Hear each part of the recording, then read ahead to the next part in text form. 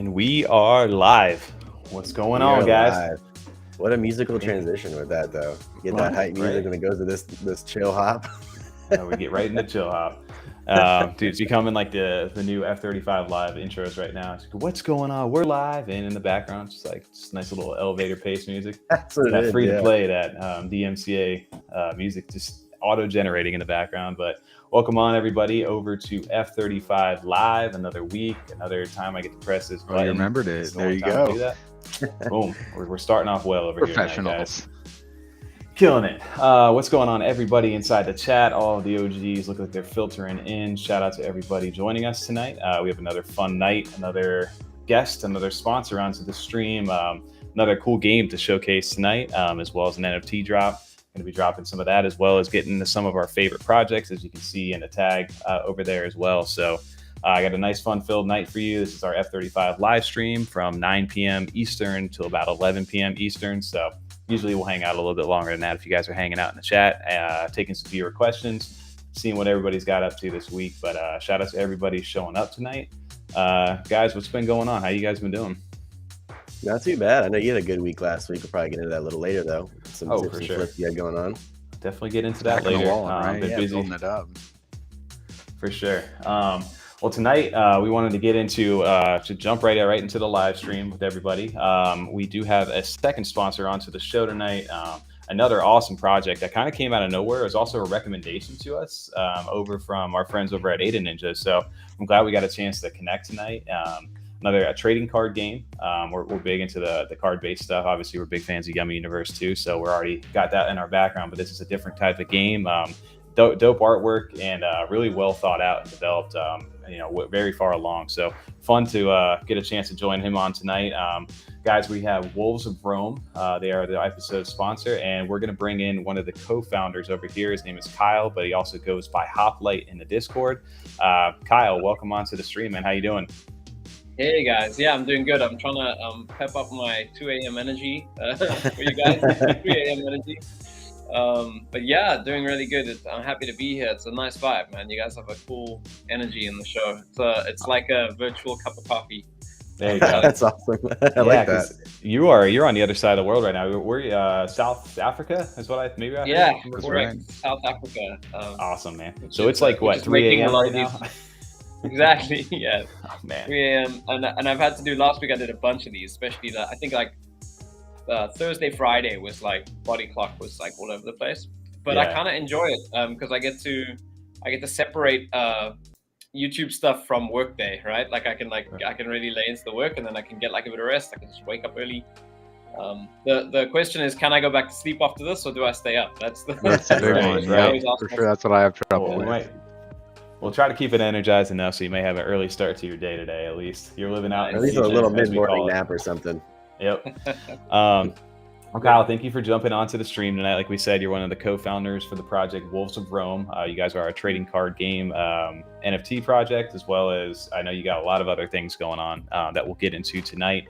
For our viewers who may not be familiar with you, wanted to kind of give you an introduction about a little bit about what you do, your kind of role on the team, and what is Wolves of Rome. Awesome. Yeah. So I'll tell you a little bit about myself, and I'll link that to the project if that's cool. I come from the marketing space, and I run a creative media agency here in South Africa. And I was introduced to the guys at Wolves of Rome last year, who were building on this side already before I got here. And we were kind of asked to jump into animation of artwork because they had some beautiful artwork to do. And I loved the project. I loved like what they were doing, and obviously it was really early days when I jumped in, and I said started taking on more and more stuff, and eventually they invited me to join the project. And for me, it was a huge light bulb moment because this project for me was like the same thing we've had with NFTs. We can all trace back to some point where everything kind of like clicked.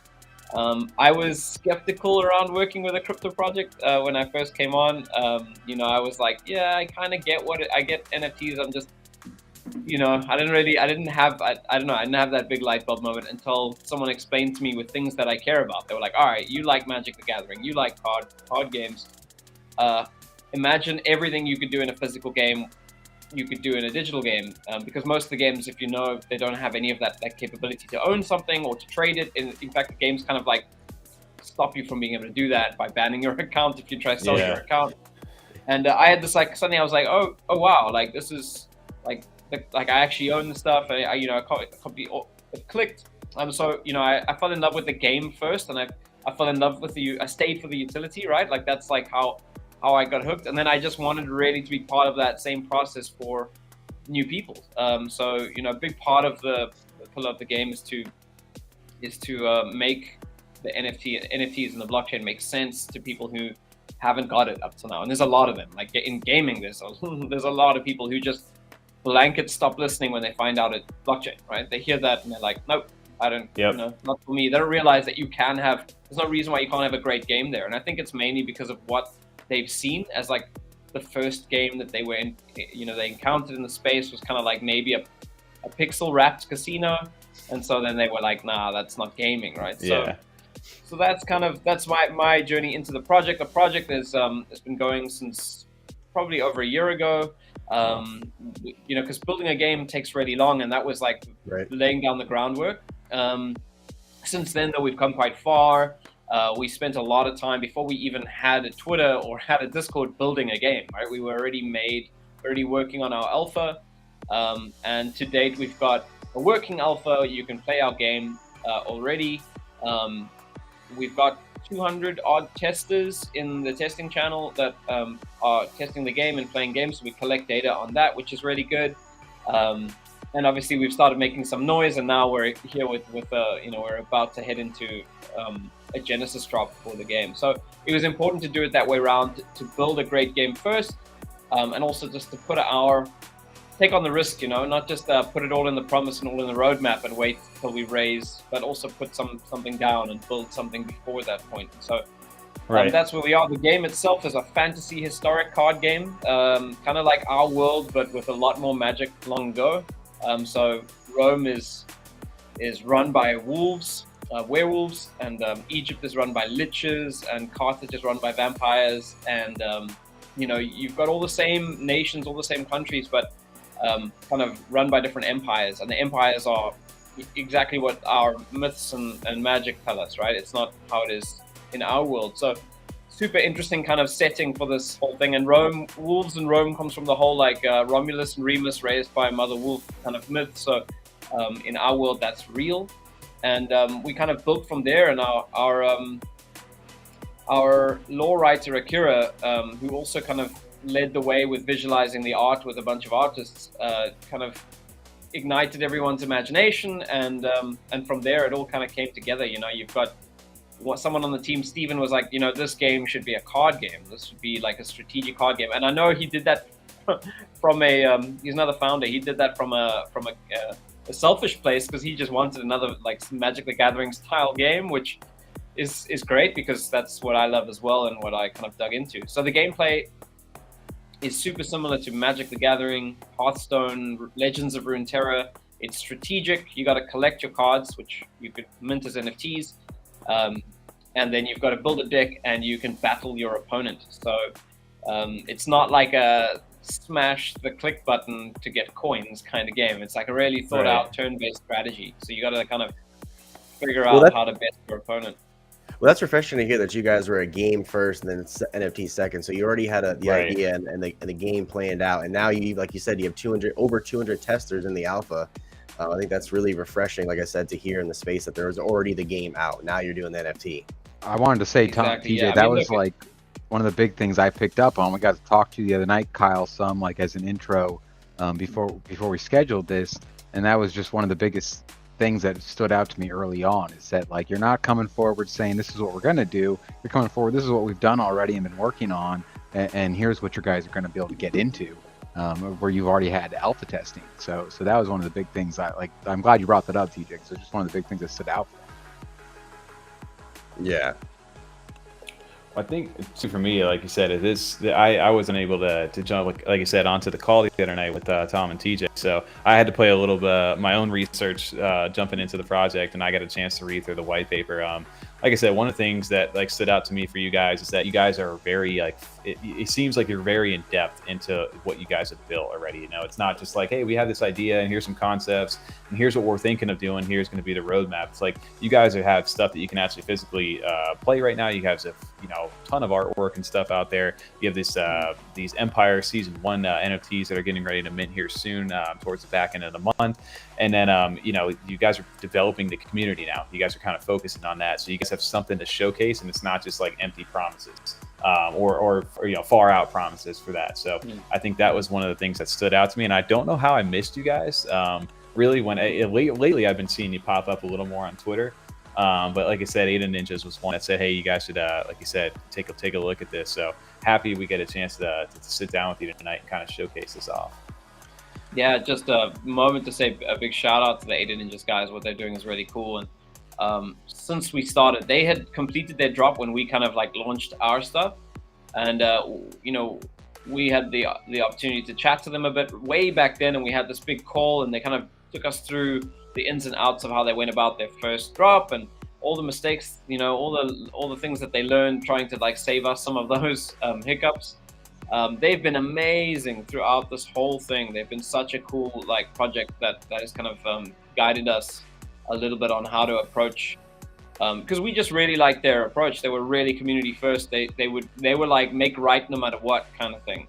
So if something went wrong, like okay, but then it went wrong, we can't make it go wrong for our community. We need it, and so they've been just a really cool like Cardano Big Brother project for us, like as far as where they are on their journey, And now they've got a game out as well, which is really cool. So we still have so much to chat about when we connect.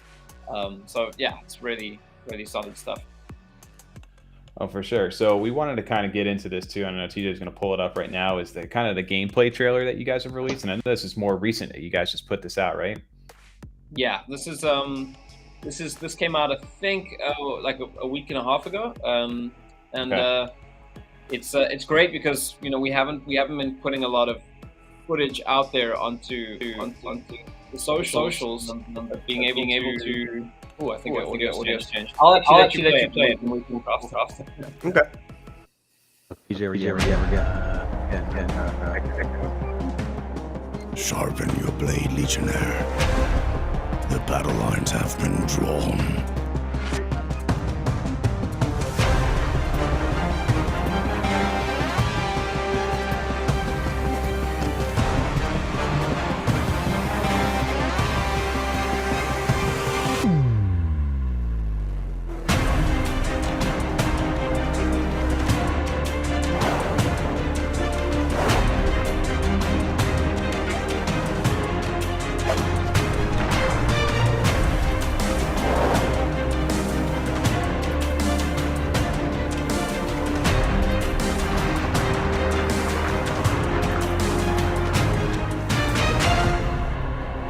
Never forget, we are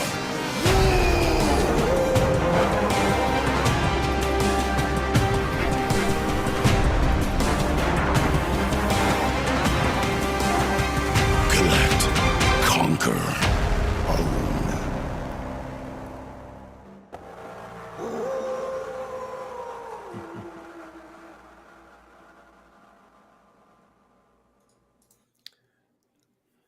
I love that because me personally, I was a big Hearthstone player, so that just to me brings me back to playing that. When I had the time to play games. Yeah, that was you that did that howl at the end, right? Yeah, right.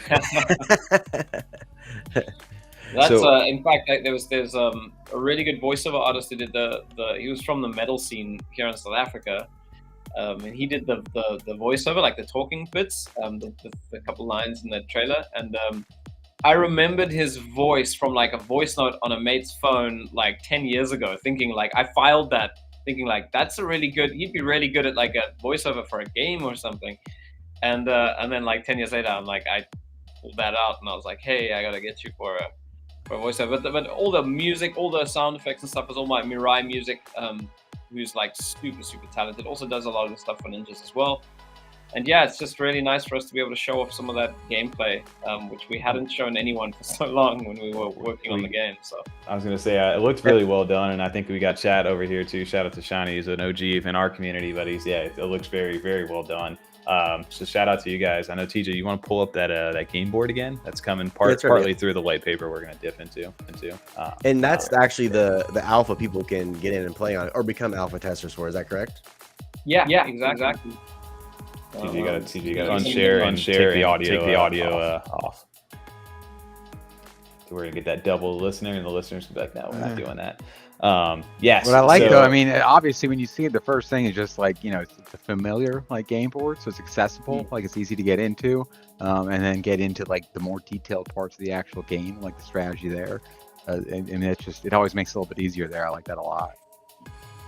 Yeah, so I think the white paper you're on now is like the game white paper, so it kind of takes you through, you know, what we're building as far as long term on the game.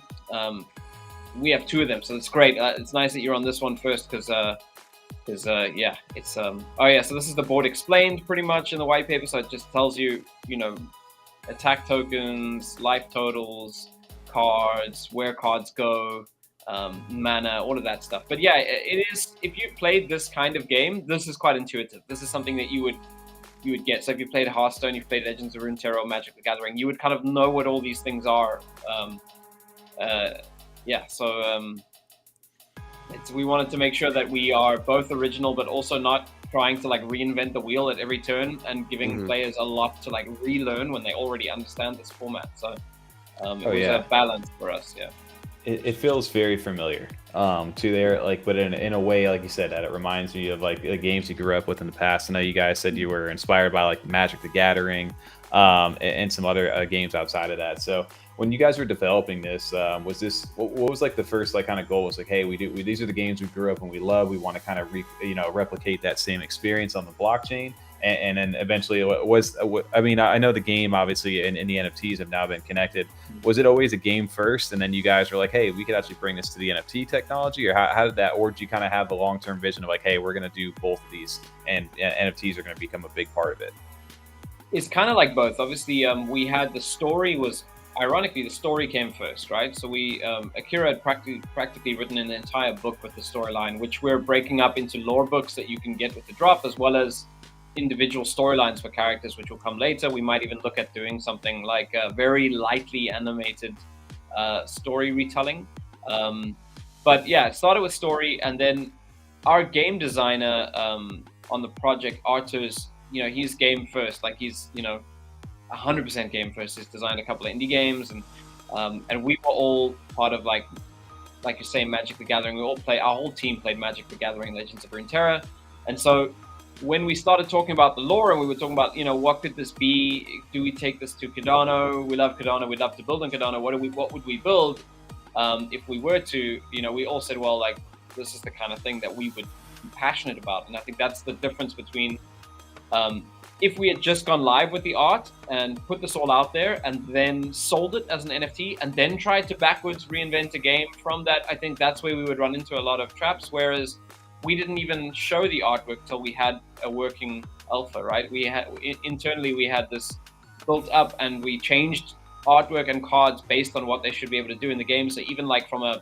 visual perspective, they are represented in the right way because they're supposed to do X, Y, Z. So it was kind of like both things at once, but the process has definitely been game wins. Like any conversation where there's debate about game versus like what we can sneak in there from blockchain utility, it's like, well, if we're sacrificing fun or if we're sacrificing game design, game wins. We're not going to do it, you know. So, so it's really been all things die for a great game approach, and that's left us with a very simple approach to how we interact with the blockchain. And you know, NFTs, we haven't gone for like a pixel, a token that you can grind out through gameplay, which you see in a lot of like play to earn games.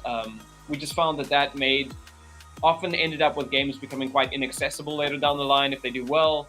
And also just I think the approach to the game should be that you play the game because the game's hella fun, not because you're promised that you're going to make a bunch of money. I think that's one of the things that like is the reason why gamers essentially are a lot of non-blockchain gamers are very like averse to what we're doing or what traditionally has been done on the blockchain, because there's the whole like motivation for gameplay is different, right?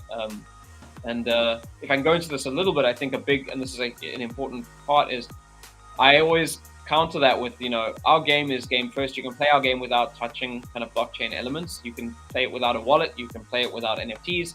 But if you've ever played a game that you got really addicted to and you enjoyed a lot, and then you started putting a bit of money into because you were like, hey, this is a hobby, I play this a lot, I'm willing to, and 2-3 years down the line, you're done playing that game. Maybe you got a kid, maybe life is happening, maybe you're just not into it anymore. At that point, if you're playing a Web 2 game, it's pretty difficult to get any of that investment back, that time, right, that money, anything to be like, you can't sell anything, you can't sell your account, usually they ban that, and if you haven't put any money in, selling that stuff is almost impossible. So I've lost so much in microtransactions in games. Yeah, yeah, I was just have the memories. I mean, I am that story as well. I mean, I met my wife through gaming. Oh, nice. That's awesome. And both of us, like, that was one of the biggest pain points. Like, she hates it when I find a new game, because she's like, no, like, we do this so often, don't do it, because you're just gonna like get into it, and then a year later you're gonna be like cursing the devs, and like you know, the game mechanics all rigged, and then you get to spend money, and and I'm like, well, maybe we should solve the problem ourselves, so absolutely. I wanted to looks like we got a question inside of here as well, and I wanted to take a quick second for anybody just joining in right now. This is our F35 live stream. We are live with Wolves of Rome, Kyle, one of the co-founders over here, aka Hoplite, inside of his Discord, kind of going through some of the white paper that's out right now. We kind of showed off the gameplay trailer of the board. Here's one of the examples of the cards out here. They have some rarities and stuff like that. And wanted to go ahead and just remind everybody too, if you guys are enjoying the video over here and you guys are enjoying the content, to make sure to go ahead and hit that like button down at the bottom of the screen, and make sure to sub if you haven't. This is the first time hanging out with us and you enjoy the content. It goes a long way for helping us out in the live stream. We thank everybody for being here. We did have a question over from Shiny again over here. He's asking, is it PvP or PvE or both? Cool. So for those of you guys who don't know what those stand for, I'm sure everyone here does, but in case they don't, PvP is player versus player, and PvE would be player versus environment, which is like story mode. For right now, our game is PvP only, so you can play against other players. That's the playable alpha right now, and that's just because PvP testing is the most important, because it leads to metas and what cards will be used, and so. Our alpha prototype, the purpose for us for the alpha prototype is two things. It's game data, like collecting data on gameplay between players to find out what is the strong and what's weak and what's sought after and what's not. And then as proof of concept, right, to show our community before we do anything more that we actually have done something. So it's important for those two reasons. When we go to the beta, which is going to be like the more, reading your wallet, reading NFTs, reproducing ownership in the game, and all the utility that we're doing in our roadmap, which is what we're building currently, that will have a story mode. So you'll be able to play against environment as well, like chapters, that you'll be able to go on campaigns and play against certain things, and that's important for two reasons in a game. Number one, if someone is struggling to match up, in the early days of a game when you haven't got a critical mass of players, you don't want players to come in, try to match up and not find an opponent and then go, this doesn't really work for me, I got other things to do. So you got to have something for them to do. You also, some people don't want to go in and get smashed in PvP right away, right? They want to learn the game in a safe environment. They don't feel like being shown up.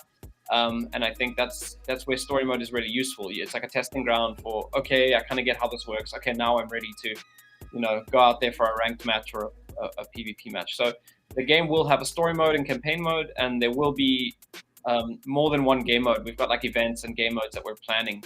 Arturs is quite a creative dude when it comes to game design. He's thought of some really cool and immersive, concepts for not just playing against the game, but between him and Akira, I'm imagining really cool Roman campaigns and Egyptian campaigns playing in a story mode, trying to achieve something, like in this game, you have to play 20 creatures or something like, that kind of thing. So we've got a lot of like little challenges that we're cooking up on our side as well. Well, I wanted to kind of touch base on that because we can talk about like tokenomics. I know you guys are launching your own token, the War token, in here as well. But to kind of start that off, TJ, if you click on the Play and Earn tab on there right there inside the white paper, this is kind of like something where like blockchain gaming, and you guys allude to it here about Axie Infinity in here, where eventually people like the average person gets priced out of some of these games, and it becomes less about playing the game and more about how much money you're putting into this to try to make more money from it. And it feels almost like a job at some point. So it's like the barrier to entry, especially with these like the infancy we're in when it comes to like NFTs and gaming. I think it's a delicate balance that a lot of are trying to like perfect and design that formula right now. Can you guys explain your concept? Because we've heard of play to earn, we've heard of pay to earn, but you guys have play and earn. Can you explain a little bit about that? Sure. It's so obviously you've got pay to win is the one that everyone knows from traditional gaming, and that's pretty much when game balance is affected by how much money you put in. Usually that's like buying a hero, a limited edition hero for your account, and then all of a sudden you can beat everybody, right? So that's probably like the Web2 biggest pain point. Yeah. Is pay to win. In blockchain, play to earn is kind of normal, what people expect, and that is, you know, you play the game a lot and you can earn money. The problem for play to earn is you're playing to earn, you're not playing for fun, you're not incentivized to play the game because it's a great game, you're simply being promised that you can earn money. And when we were designing tokenomics, we kind of looked at a lot of models, and to us, in our opinion, we felt like the idea of even deeming a game play to earn indicates that everybody can come out with more than they go in with. Or everyone should, because that's the motivation for gameplay. And basically, it's simple math, you know. Output cannot exceed input. So for you to be earning something, someone else must be putting something in. Then for them to be earning something, someone else must be putting in more. And in order for that to work, you know, we just kind of felt that was, if the sole purpose of a game is just to earn, it's not really a game. Like you say, it's a job. You kind of feel like it's your duty. For sure. The other part you mentioned as well, which is barrier to entry, and we just went a completely different route. We wanted to build a game that was so accessible that you could show it to a friend who said, well, listen, I don't want to touch NFTs. And you can be like, you know that the goal is to show them NFTs, but right now, you're not going to be able to do that in one conversation. Like if you say, hey, I've got this NFT game, they'll say no. You're like, hey, I got this great game. Don't worry, you don't need NFTs. You don't need a wallet. Just come play. Just come have a game with me, right? So because I'm a serial Twitter space joiner, right? And I talk to a lot of projects, and a big thing you always hear about, mass adoption is people are always driving this idea that you need to be able to educate. We need to educate people on what the blockchain is, and that way they won't be scared of it. And I always argue that that you can't educate people who no one wants to go to school, right? People will learn things when they're interested enough to learn it. But if you think you're going to bring someone into our space and educate them so that they get it, it's not going to happen, right? And so my big focus is, trying to make things. Oh, hey, Tell Crypto, I recognize that person from Twitter Spaces. The big difference is, they're only going to take the time to learn anything about what you're doing if they're actually interested in the product itself. And so we went for a great game, super accessible. You can play it without a wallet. You can play it without an NFT. You don't have to have a Genesis NFT to get in. It's not like it opens the door to the game. The difference is, when someone plays that game, they've been playing it for a few months, and they realize, that other people are making offers on cards, or they hear that people have made money through the game, or they hear that someone has sold some stuff. At that point, they're quite, they already like the game, and now they feel like there's this whole world that they haven't unlocked. Yeah. And at that point, they're in deep enough to go, okay, now teach me that stuff. What do I do? They ask the community, how do I do this minting thing? What is it called? How do I go about it? And that's when you've got them, right? So we just wanted to kind of put our money where our mouth is on what we believe on that front, and go super accessible. We wanted to be able to push the game into a general user acquisition kind of mode, where we can pull people from outside the space and hopefully introduce them to the space. And that is where we go with play and earn. It's not play to earn, it's play for fun. You can earn, but those things that's just like, the pillar of ownership exists. I guess that's all we're doing, is we're saying you own your cards. Someone can buy your cards. It's up to you what you want to do with that. But, it makes me think of like a battle pass in a sense, because like I could play Warzone, Call of Duty, for example, and I could play the game for free, no problem. But if I'm really enjoying the game, like, man, I really want that skin, or I want that, whatever, that car, whatever that case may be, I mean, I'm just gonna buy the battle pass now because I really am enjoying this game. So that is, in my mind, the same concept that you guys are doing, which I love. You're still letting people play, but if they really enjoy it, hey, just go ahead and buy this part of the game for it now. Well, I like the fact that you guys aren't like making everybody force like dive deep into crypto on there, right? Like you guys are like, you have an in-game currency, which in this case, it's called Glorium for you guys. And with that, you know, people are playing the game, they're winning matches, tournaments, stuff like that, missions, and then they use that Glorium. And then if they want to go, they can. So you're going to be able to buy card packs with the Glorium, from what I understand. Yeah. Exactly. Yeah. So Glorium, we call it Glorium basically because you get it from winning, right? Yeah. So you collect a bunch of Glorium, and at that point you can go to the game store, and with, let's say you've won 10 games, you've got 10 games with Glorium, whatever that is, and you can buy a card pack. You can open that card pack, and 5 cards will pop out, and one of those cards will be rare or better, and the others will be common, uncommon kind of cards, but still useful for your deck, right? You might want 3 or 4 of those to put into your deck to improve kind of your strategy. And you might find that super rare card doesn't have a place in your deck, so you're not using it. At that point, you can say, okay, cool, I want to stick that card, I want to mint that card. You can choose to mint that card. And we're not putting a big barrier between minting. It's not like you pay a minting price like for an NFT drop where you pay like 58. In that point, it'll be like just really blockchain fees, right? Just getting it on the blockchain. You mint that card, you stick it on JPEG Store, another player finds that he wants that card because it's collectible, or he wants that card because it's going to be great in his deck, and he buys it, and you earn, and at that point we earn too, because that's where we would earn commission, which is one of the things that we're looking to like push in our project, because we've got buying pressure on secondary market with our product because everyone's trying to build decks, and we don't sell individual cards. So Glorium can only buy card packs, which is randomized. So we've left secondary to our players who can dive into kind of picking and choosing what they want to buy specifically from other players, and we will never sell individual stuff, so we'll leave it completely to them. Right, and I got a question coming in from the audience over here. Like Shawnee seems very interested in what you got going on here, but you guys, I know it's early, but plans for a mobile app, or at least playable via mobile? Oh yeah, 100%. Mobile is probably leading as a priority for us. Obviously, the alpha, we built it on a desktop build, so the alpha is available on Mac and that's awesome.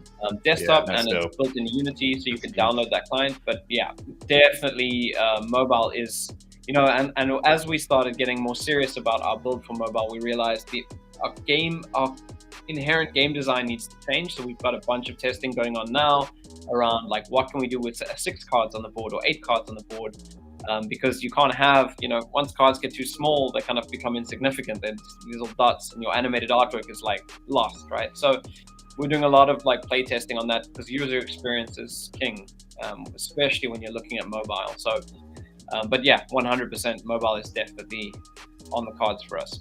That's awesome. That's where it'll start to get fun too, because like you said, most people are on their phones or iPads or something when they're on the go. So having access to that to be able to play during that time frame is when stuff's going to get really fun. So I don't know if you guys have any kind of timetable for release or any stuff like that, or just a quarter or 2023, something like that. Yeah, so game development is one thing that we had to say a lot when we started our project. It's the reason why we have a drop coming up. Is game development takes really long to do it properly, and unless you're a AAA studio, you can't pump out a game in like a short period. And even then, you'll know from your best games, just from announcement to release is usually long, and they probably cooked it up for months before the announcement. So right now, it's taken us a fair bit to get an alpha going, the alpha client. We have already started interfacing with the larger studio around the build that needs to go to mobile. And we've started like asset handovers and roadmap planning with them, which is really good because that requires a larger team than we have. But we've built the proof of concept and like the blueprint for that larger build. So we've started that process. We anticipate that process will take 8 to 9 months to deliver the beta. Okay. And I know that like in the space, people go, well, yeah. And this is one of the problems. We want everything now, right? We want our NFT drops now. We want our utility now. And if you want something good, that is a realistic output timeline. In fact, that's probably slightly optimistic. I think we can say that because we've already built like the blueprint of the game. If we were talking to you on day one, I would have said a year. A year or more for a good game to be delivered. And that's often what I challenge game creators who have done a drop and are promising a game, and I see it in their roadmap. they've done their drop today, their game comes out in 3 months, and I'm like, no way, you got 4 people on your team. There's no way you're delivering a real. It's not happening, you know. So, so yeah, I mean that's something to note. If you're looking for a real product, that's kind of like the timeline it takes with a decent sized team and a decent amount of budget. So yeah, we're looking at next year sometime for the beta. But we do, like I say, we do constantly make improvements, quality of life improvements to our alpha, which at this point is almost like taking on shape like a beta. I mean, we've stripped it down from the animations and stuff, so it's just kind of like the cards, and want to keep it as stable as possible.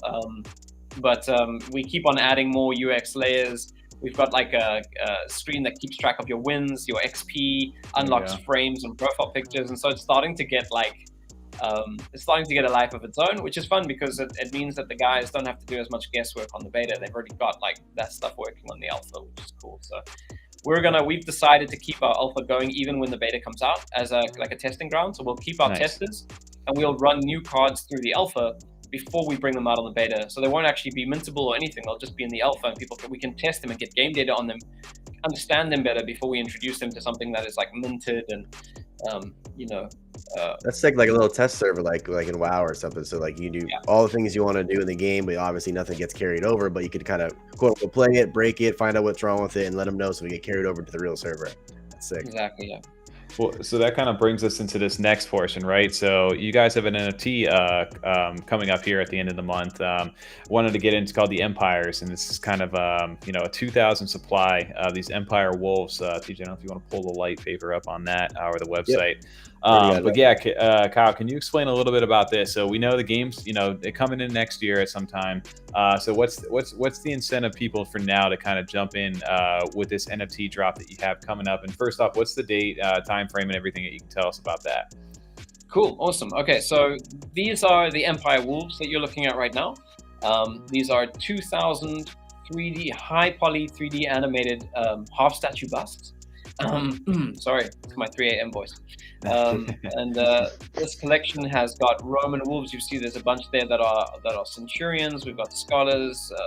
We've got everything from like pop culture references, Rambo wolves, like Star Wars wolves. Just lots of like inspired by things that you can relate to outside of our normal lore that we usually stick to.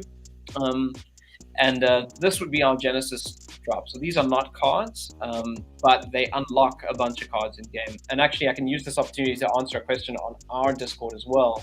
Someone said, "How do we get the cards from this mint?" So I'm gonna answer that while I do this, because I can like 2 birds with one stone, and then I can just link them to the live stream. But yeah, so this is the first in 6 seasons. Basically, the reason why there's 6 seasons, well, there's 2 reasons, and this worked out really nicely for us. We didn't want to do a 10K drop without the small community. We've kept things very grassroots. We fought the urge to do the typical like promo that you hear about in the NFT space. We wanted to rather do really qualitative, meaningful stuff like what we're doing with you guys right now and what we've done with a couple of other content creators. And that was important to us to focus on and not just do like the, 48er for everyone who likes, retweets, and jumps into this. And we've seen that being done. In fact, yes, it gets the numbers up. Yes, it gets the visibility up. I don't think those people mint, and I don't think they care. And it kind of feels desperate, So we've chosen to go about it different. It's not as sexy to like walk in with 2,000 people on your Twitter or so. But I think that we at least have no disillusions or no inflated ideas of what our following is, so we can then scale our drops according to real numbers. And so we looked at it, we were like, all right, we look like we're on track to be able to do a 2K drop. Let's do that, and let's break it up into multiple drops so that we can grow with our community. And then in order to make sure that collection stays intact, the first collection we decided to release, each collection is an empire in our game. So Wolves of Rome would be the Wolf Roman Empire, and that would be a really cool way to introduce them. And also it's the lowest supply because it's the first drop, which just makes it the rarest of the lot. And then after that, we'll introduce Egypt, and then we'll introduce Carthage. And so the collection slightly grows a little bit every time, and they are all NFTs that, all the drops represent an empire in the game, but also we can grow into them. By the time we do our second drop, we'll have a bigger community. By the time we do our third drop, we'll have a bigger community. So we wanted to break it all up and do that. And that's why you have the 6 seasons. And if you go right down to the bottom of this roadmap, you'll see some concept sketches that lay out like what those busts will look like on this white paper. Yeah, you can just shoot all the way past. I'll go back obviously to some of the other stuff. There's so much here, but there's like a nice roadmap right at the bottom of this page. That obviously there's the Roman one that we're at now. Then you've got Egypt, Carthage after that, and on it goes. And you can just kind of scroll. Oh, cool. So you actually have the different. I like that. I didn't know you had it on here. Yeah, you've got it already set up, ready to go. Already planned out. Yeah. Yeah. We got. I was gonna say, I know Tommy, you just read the white paper recently, Tommy. But after talking with you, Kyle, that was one of the big things that, I mean, obviously it's called Wolves of Rome, but then seeing that you had like Carthage and stuff involved in there too, I was like, this goes way deeper than I first like realized on the surface. It's really cool. Yeah, no, our lore is like there's a lot of lore. If you're a lore person or you like to dig into story, like there's a lot of story. That's what I want. Give me more for sure. Yeah, and we got that. Oh, yeah, sorry. I was going to ask, we had a couple people in chat, and our chat looks like it's not filtering on our side over here, but I can see it on our other screen. We got a couple people asking real quick for these first 2,000, when is the mint date for this? Oh, yeah. So I'll go into the nuts and bolts. The mint date, the whitelist mint is on the 28th of July, coming up soon. And the public mint is on the 29th. We are minting through our website, so if you hear otherwise, you got it wrong. It's partnered with NFT Maker. I always say that because there's always something, you know, in the space. Right. So we're partnered with NFT Maker. There'll be a pay get on our website, and we're minting through there. And the mint price is 180 ADA, which will be justified when we go through the rest of this white paper. You guys will see kind of like what's going on there. So it's not just a profile picture NFT, but it's loaded with utility. Yeah, and I guess those are like the quick, fast details with the mint coming up. There was one more question too. They asked if they could still be a part of the alpha testers. Yeah, absolutely. In fact, joining alpha testers is the easiest way to get whitelist. You just join alpha test and you challenge someone on our team. And that's cool.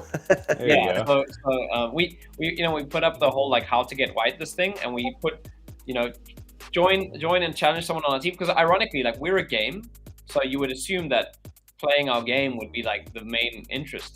And then we said after that, we said you could do all the grindy things, like the copy and paste of everyone's like kind of like grind for whitelist. We put them next to each other to show how much easier like one is. And then you've got a bunch of people saying, yeah, but the grind is so hard. I'm like, exactly. So don't do it. Like play the game. It's here already. Yeah, exactly. Yeah, so that's a lot of fun. So obviously we're showing a lot of the wolf busts right now.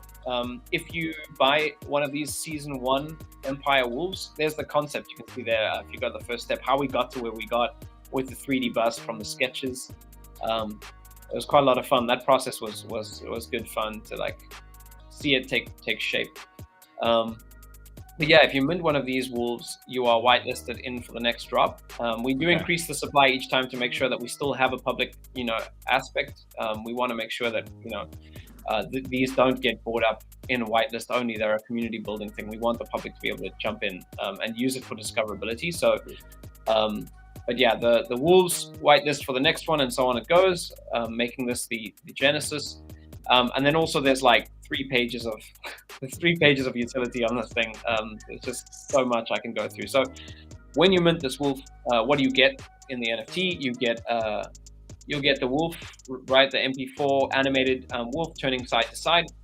You will get a GIF of that wolf as well. You will also get 3 high resolution PNG profile picture static shots, which is first frame, center frame, final frame. You will then also get a 3D printable STL file of that wolf bust. So if you wanted a physical wolf on your desk, or you wanted to collect a mini or use it for something, you've got a physical unit as well. Oh, that's cool. That's awesome. I didn't know that you're getting that. Really? Sick. You can print that at almost any size you want to, because the bust is such a high poly model that it's like, you know, you could probably print it almost life size if you wanted to. If you had like a 3D printer that could do that. What I do is whenever I get STL files, there's like a local, most areas have like a local company that'll do your 3D printing. You can just send them the file, they'll print it, and you know, you can pay them and get your thing. It's easier than buying a 3D printer. Yeah, So there's yeah, that. 100%. Yeah. All right, that's awesome though. You can do that though. It's even an option. That's crazy. Yeah, it's cool. This is like kind of like a tribute to the tabletop scene because we, you know, as a card game, we come from that space, so we wanted to give people something physical. We do have ideas of cool physical things we can do down the line, but we didn't want to put that in promises now. And then you've kind of scrolled past the founders cards. Before I get there, you also get the lore book, so you get the Roman chapter of the lore book in the NFT. So you'll get like a PDF ebook kind of thing with all the Roman storyline. And then obviously when you get the Egypt one, you'll get the Egypt storyline. You get all of those things, kind of like the not so much the storyline as like their lore and universe. You know, that what is Rome in our world, and who is who, and what are the houses, what are the factions, what is their, you know, diplomacy with other states, kind of thing. And then you get a bunch of in-game rewards and utilities. So in the beta client, you know, like I mentioned, you'll be able to play really hard to earn card packs, or you could purchase card packs. If you're a holder of this Empire NFT, you'll be able to redeem one card pack for every edition. So when the edition comes out, you'll claim a normal card pack. You'll also, right in the beginning, claim a founder's card pack. And those are those 3 cards that you see above you right there. And that's 3 founders cards. Founders cards are kind of like never to be repeated, very limited cards. You can tell like they have a diamond crystalline border. I think if you click them, it'll bring it up. Oh, cool. Sweet. Yeah, so they're hella rare compared to like a usual card. Art is so damn good. So that was a question that I can't see in the chat now, but I can see it in the other questions. Is Crawford had a question about 180 ADA. Is that enough for a full deck, or is that just one card? So these are going to be redeemable for 3 of these founders cards, the NFTs, the Empires. The founders cards, you wouldn't be building your deck out of founders cards. That would be impressive if you had a whole deck built out of founders cards. You know, you'd probably like, giddy up, right? Yeah, I mean, that's crazy. But yeah, so you get 3 founders cards. You also be able to collect a card pack for every edition. But like I said, when you play the game, when you download the game and install it for the first time, you will have a pre-built deck. Everyone will get like a base set deck that they can play with. Right. And so then you can supplement cards that you earn into that deck to take other weaker cards out until eventually you have none of the original cards and you've kind of collected your own stuff.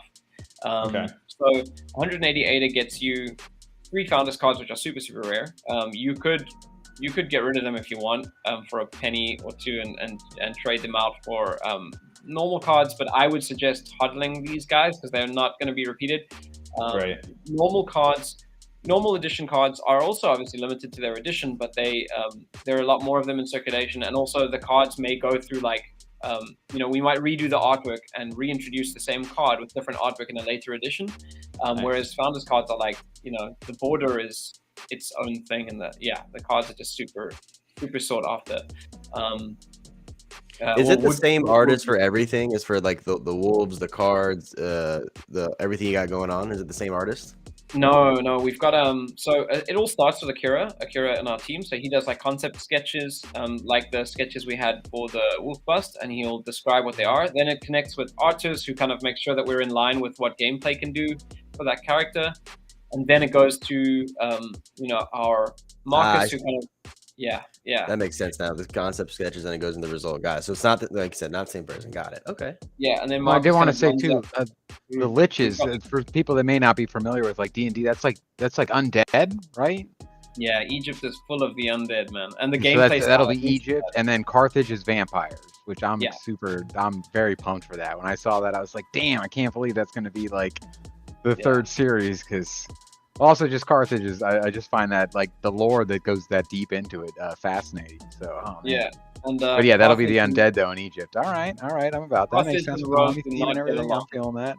That's like the if Carthage and Rome are like mortal enemies. So the wolves, the stoic wolves, and like the undead, they have like a clear hate for each other, and it's written deep into like the story, and it's built into the cards and the gameplay. So that's it's quite interesting. But I'm glad I have a fellow Carthage appreciator here, because I'm on the team. Like I've been dying. In our alpha, we've introduced Rome and Egypt, so we haven't introduced Carthage yet. I think it's next on the cards, and I'm pumped for that. Tom's team Edward and Twilight. I'm all team Hannibal. Let's go for sure. I got another question coming from Shiny saying that, so the founders cards are only available with this first drop and not the second drop for the Egypt one, or is that the case? Will there be a founders claim for the second drop that you guys have on the roadmap? Yeah, so you can get founders cards with all the drops. Okay. For every NFT, for a specific empire, you get 3 founders cards. So that's the, we've got a fair bit of those that'll be coming out.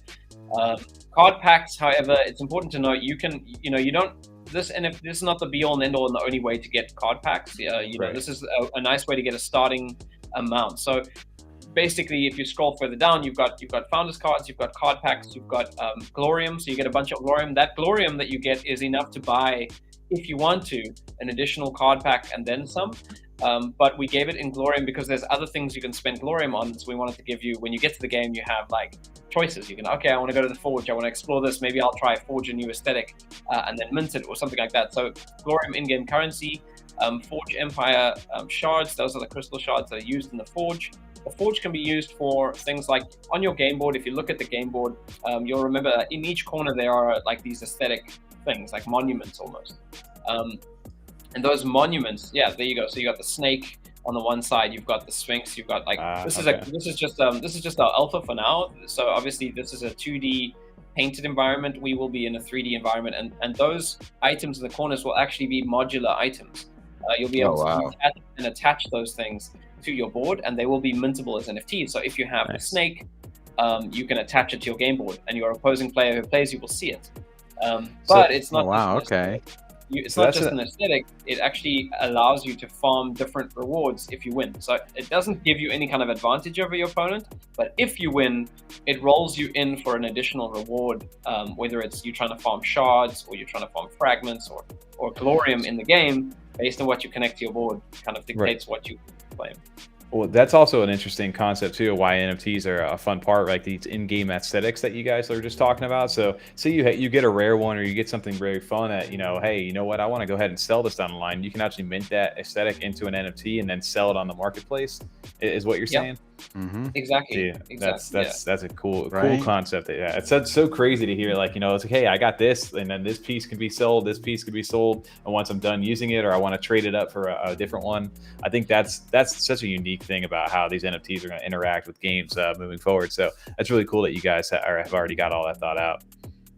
Yeah, thanks, man. It's probably years of playing every other game and then letting our imagination and what we know about the blockchain kind of like seep in and going, well, you could do this. And there's a lot of cool ideas that we came up with that we aren't going after, just because the layers of complexity, or it felt like a little bit maybe hard to sell or hard to explain. And so we just went with the ones that made the most sense and got us most excited and were easy to kind of understand because of what we understood about the game. So there's a lot more that we can explore, and we'll probably leave that up to governance down the line, which kind of comes back to our token and our community, and ask them what they think, and let the community guide our team governance votes, and let the governance holders kind of also, decide if we should do some things and not do other things, so.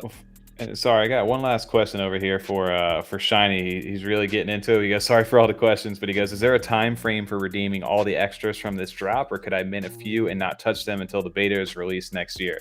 Yeah, how do you guys have the claiming period for some of that stuff for the utility of these Empire NFTs? Yeah, so you actually can't claim any of the cards. The reason why we went with Empire NFTs was because we didn't want to put cards on the blockchain while we were still testing them, right? It didn't make sense. So we went with the Empire NFTs because they were claimable. We knew round about the supply of cards that we wanted, but until we're happy for them to exist. Oh wow, yeah, you've got. I was honestly, I wanted to do it justice. I was just trying to find a really good image of it, because I saw like, man, this art was really, really good. I want to showcase it a little bit more, because this is just amazing to me. The smoke coming from the cigar, everything, the guns moving, everything is just well done on these NFTs. Thanks, man. Thanks.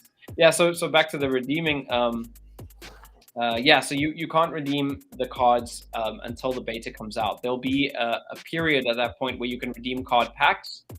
You don't have to mint what you redeem right away, right? There's two like steps. So when you open a card pack, you get 5 cards. They automatically enter your account when you open the card pack.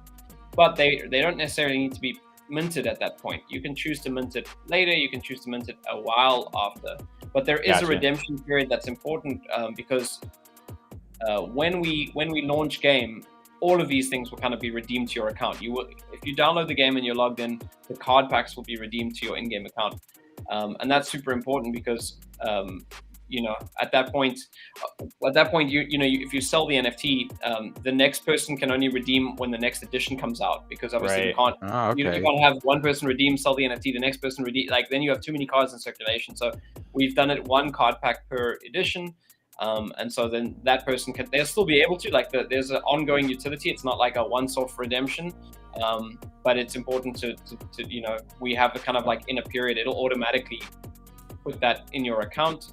And so as soon as you've got a wallet linked to the game, it'll redeem, and then, you know, for all editions that are out. So if you haven't redeemed before, that NFT hasn't entered circulation, and we've 3 editions down the line. So let's say you bought it, but you never played with it. At that point, you can like punch that NFT in and redeem all previous card packs from all previous editions, if they're still in circulation. So, and real quick on that too. So is there going to be a way to like tell if somebody has claimed that initial drop over there, or if say somebody are looking on the secondary, like, you know, say somebody claims it right away and then drops it to the secondary, is there going to be any way to kind of distinguish between that, or have you guys thought about that? Yeah, just punching in that ID in our website, we'll kind of have the ability to see what has or hasn't. So have I claimed kind of thing, you know? So like the same way people check if they're whitelisted, they pop their wallet ID in and then they go, oh, I'm not, but I'm eligible. So what's going on, you know? So we also, when cards are released, we also will release distribution lists at the end of every edition. So when an edition ends, and that's a time period. So when let's say first edition ends after 3 months after it comes out.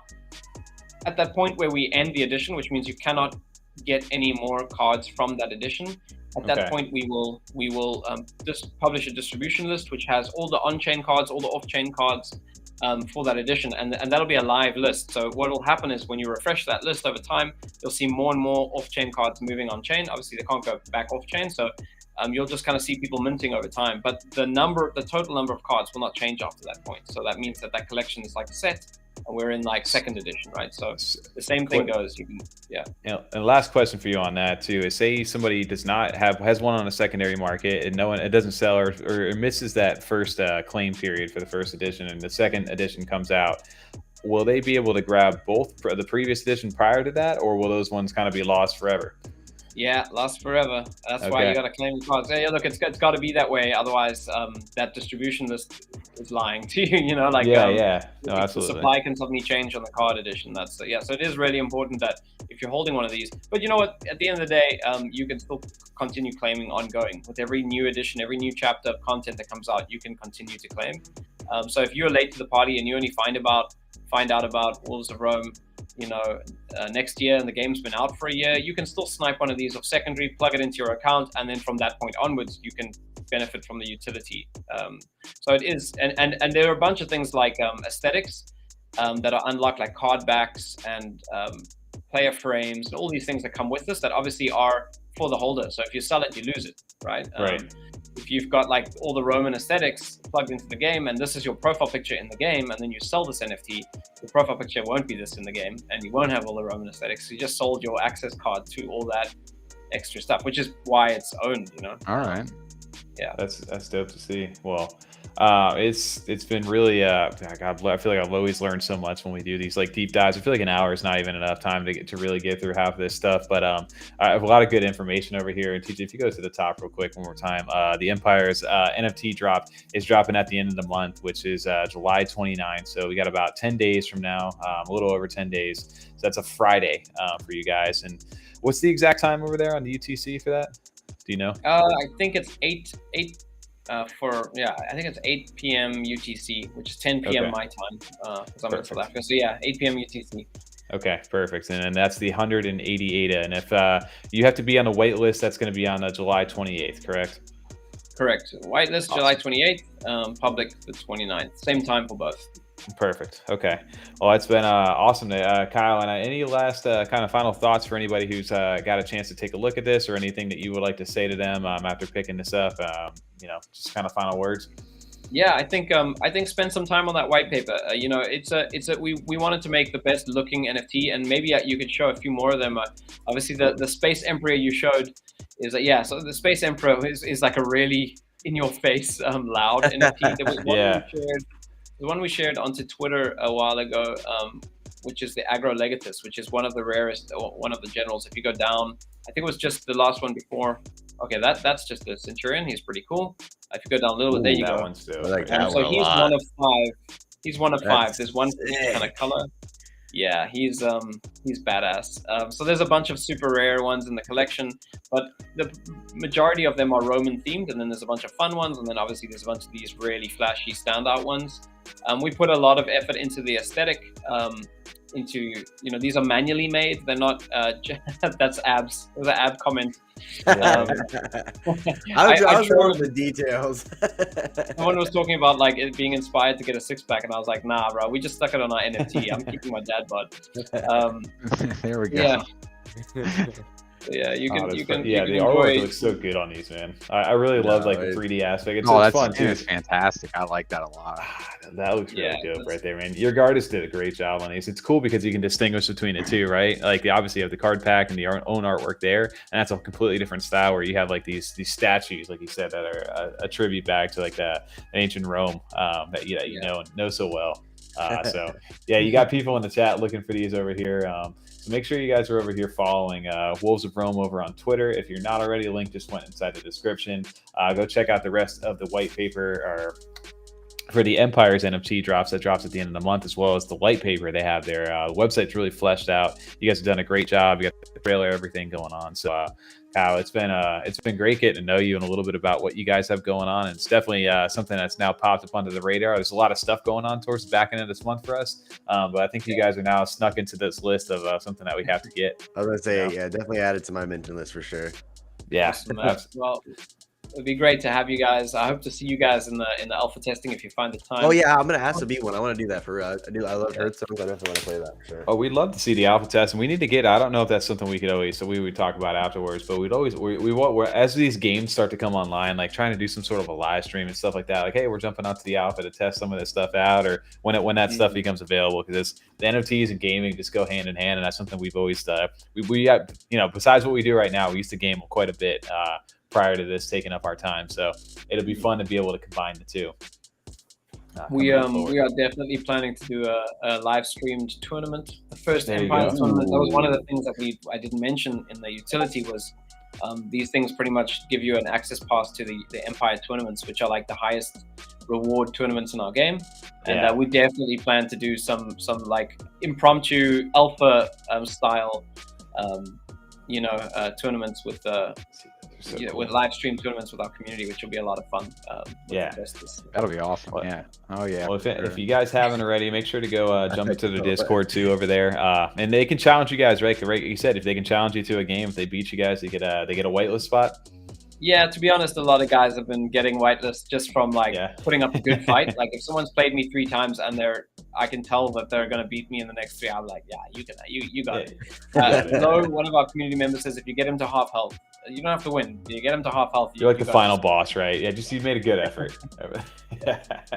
Well, that's awesome to see, man. I love the traits. I didn't really even see some of these yet, so it's really cool to see the variety. It's not just like a cookie cutter, like copy paste kind of job with different skins on there. You guys have definitely taken the time to add some different stuff to each one of these to make them unique. So it's good to see that you got variety here, and then obviously with the game and everything, I'm sure you're gonna have lots of cool artwork for those card packs and aesthetics. And it's really cool to see like that you'll be able to mint extra stuff outside of just the cards that you'll be able to use in game and stuff like that. So really well thought out, and I'm glad it's cool to see the progress you guys have made already, and I can't wait to see when everything gets coming online here shortly. Awesome. Thank you guys so much for having me on the show. Honestly, it's been a pleasure. There's nothing else other than sleeping that I'd rather do at 3 a.m. Yeah, this has been really fun. I'm glad we're able to come on, because this is, still so much information. It was way more than we could, tackle just solo. So having you here to explain some of it and walk us through Absolutely. Yeah, we very much appreciate that. Like it's 100% needed. So I'm glad you're able to make it.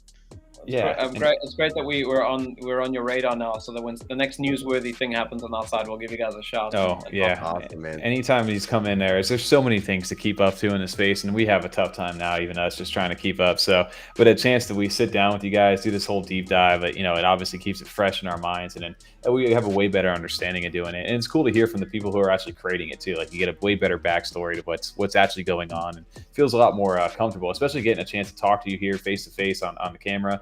I think that gives a lot more confidence for people looking to invest into these projects. So thank you for jumping on with us, and thank you for waking up in the dead of night to jump onto this interview here with us. And shout out to you also for sponsoring onto the stream as well. We really do appreciate that. And everybody, like we said, make sure to go check out Wolves of Rome. Go check out their website, join the Discord, go get that whitelist spot. The drop happens on July 29th. Whitelist is on July 28th, coming up here at the end of the month. And Kyle, if there's any last minute questions, you can go ahead and throw them into the chat. Otherwise, I think we'll kind of wrap this up, and I'm sure we'll be chatting here soon. I'm ready to jump over to the Discord. Yeah. I'm excited. I just want to say a big thank you. Thank you to you guys, and thanks to everyone who tuned in. Some solid questions. This was a really awesome experience. So I'm enjoying the energy, man, and looking forward to seeing you guys in the Discord. For sure. Well, if either have a good night or have a great start to the day, either way, however you look at it after getting this, and we appreciate you staying up with us tonight, man. Awesome, dude. Thanks, guys. All right, man. Yep. Take it easy. Good to meet you. Good night. Or morning. See ya. Cheers, dude. Damn, I can't believe how many games we're getting into that. Like, I mean, they're a little different. That's what really brought me onto them, was how far along and how different they're doing things. But just seeing how many games are getting developed now, it's so cool. Where we're actually getting to try them out and see like in-game action. It's awesome.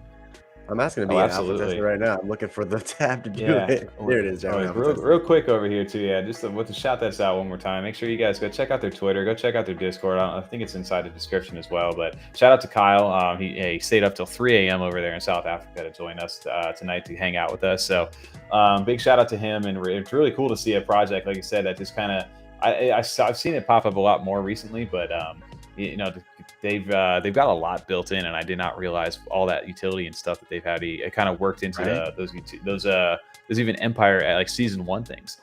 There's a lot more to that page even just now when I was scrolling through it. So shout out to them. Looks like our chat's back working again over here too. So shout out to everybody hanging out inside the Discord. This is F35 Live. We just wrapped up over with Kyle from Wolves of Rome.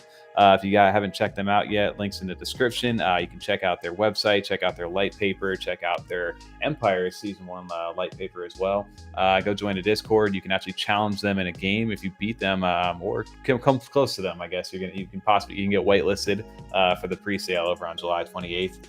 Public is on July 29th. But guys, we're kind of moving into the second half of our F35 Live here. This is the time where we get to break into some projects, take some viewer questions, see what everybody's been up to this past week, and kind of degen into some deep dives and get going for this. So shout out to one more time to Kyle over there. But guys, let's jump into some topics this week. What's everybody been up to? I'll just laugh at that comment. If you beat TJ, you get whitelist as an OG. That's funny. There you go. I want to make a fire deck. That's what I'm saying. No, well, Shiny said game night. I'm all about it. Like, I'm game night. I'm challenging Shiny right now. Verbally challenging. We got the chat running right now. We got J-Hub hanging out in here right now. We got everybody jumping into the chat. He said J-Hub, so he's just getting in right now. Ate dinner over in Cal. I always forget the West Coast is just getting started right now. It's 7 o'clock over there. We got Wurs. I know Wurs is always pumped when we get going on the F35 Live side of this stuff. He's transitioned over. Yeah, shout out to Wurs too, dude. You got a chance to jump in with us.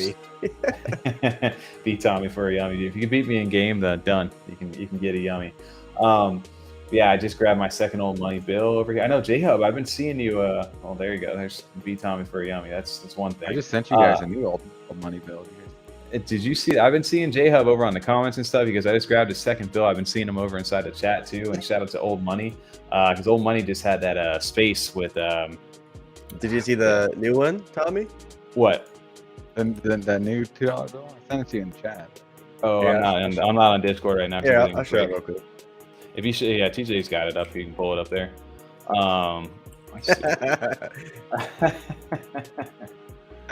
Yo, that's hilarious. Is that your like That's a little reveal there. People didn't know I used to have an afro like that back in high school. Yep. That's high school, Tom? High school. 8th grade, high school, yeah, 9th grade right there. So I cut it after 9th grade. It was only for a year. Look at the detail on this thing. Well done, Tom. Well done. That is amazing. Now we got to get them minted. Yeah, right? You can on JPG. You can do it. Oh, dude, we need to get the old money collection, some tribute bills right there. You got the little pirate patch, the other Tom. Freedom 35. I didn't even notice all this. Look at that. What's that? That's what I'm saying. You wrote some stuff in there. Really detailed. Some YouTube MFers. Oh, yeah, I had to change like serial numbers and stuff. I don't want to keep it all the same. They have so many little details, though. It's so like that. There's still things like I could go through so much more of it because they have so many little details of little things to change. Oh, for and sure. every bill is like different too. Like they all have their like different rarities built into them. See, Tom's got the clean cut bill there. We need to wrinkle that thing up, like spill some coffee and blood on it a little bit. That's a brand new bill. Edit on for sure. Oh, that's so dope, though. Yeah, dude. Now we need the F35 bill collection over here. I was thinking, yeah, you guys got to send me some pictures. We'll throw these together. Yeah. Yo, where's his love in the hair on you, Tom? Right there. Yeah, right. That's literally how I remember meeting you, dude. I wanted to bring that fro back. That's hilarious. It doesn't grow like that anymore. I don't know what happened. Now it's just straight. It's getting old. Yeah, shout out to True over here too. I know True's just jumping in there. Our Yummy enthusiast over here, not Yummy enthusiast, but just True is all things Yummy. He's got the whole Yummy Discord hanging out in F35 now. So shout out to True as well.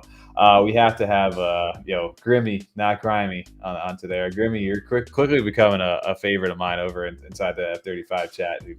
I love the shit talking and the love-hate relationship. That meme was fantastic. Yeah, it's all love at the end of the day. That's a good meme. That meme was ridiculous.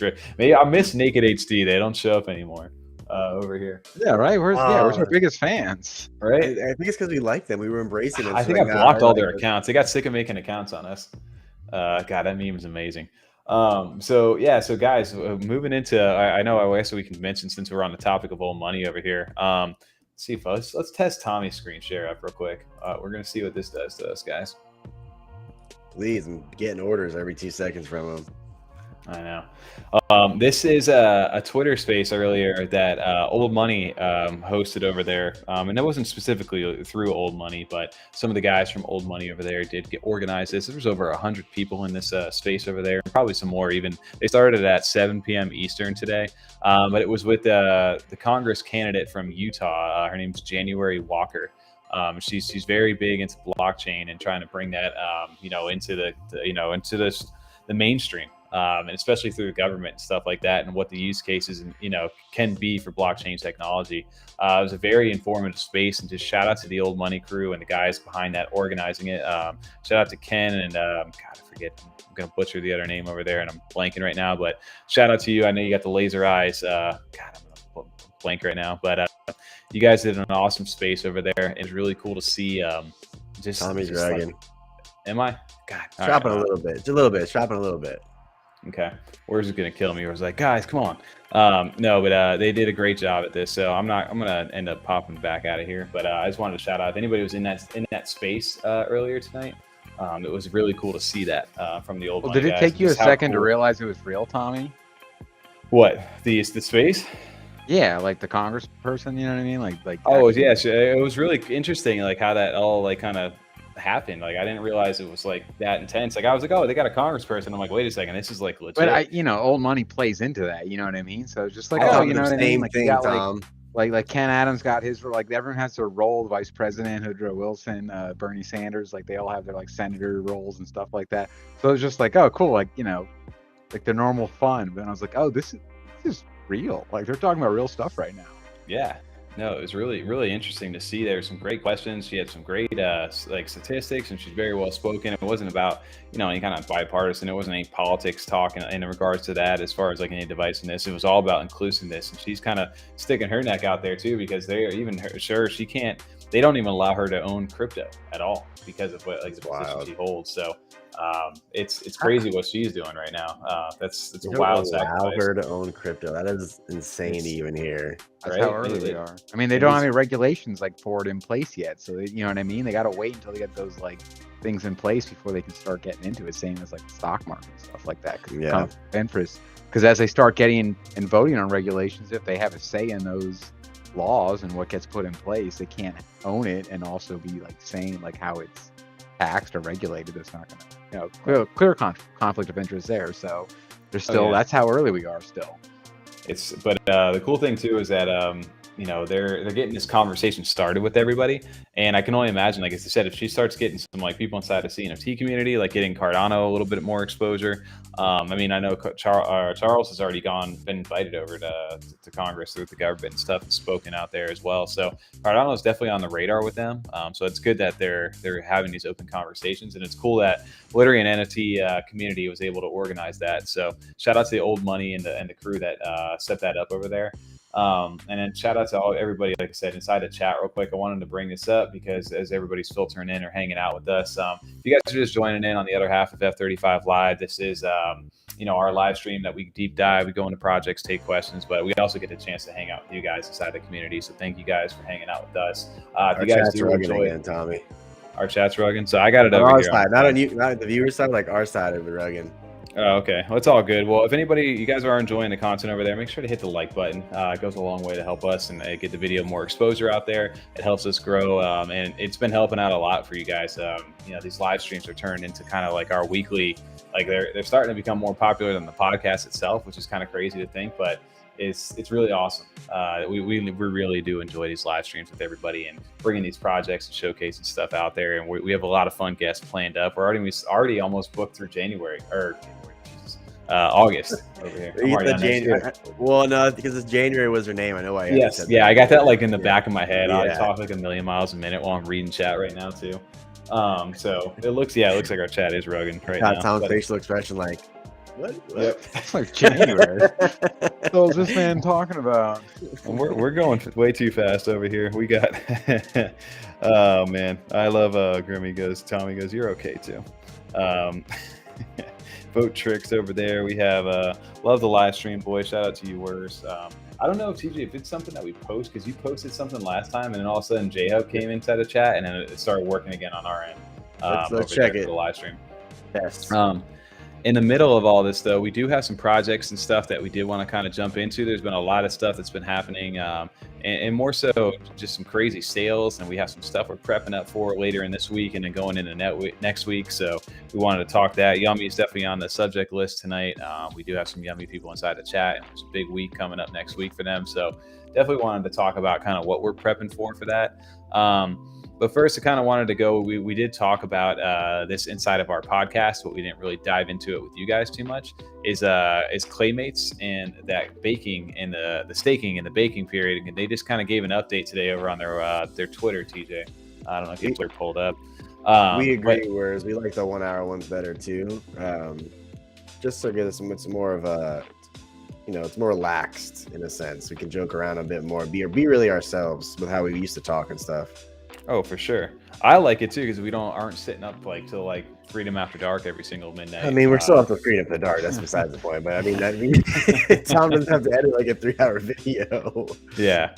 Well, going into this first, this is our time to deep dive, right? So it's ClayNation. We talked about the clay paper before. We've gone through the newest iteration. I think it's the version 3 of it. And they've got on their Twitter right now, they've got a nice little snippet from the clay paper itself, the non-custodial baking. They have the nice little step 1 through 4 that you're looking at. Maybe TJ can blow that up a little bit. What was that voiceover again? Non-custodial.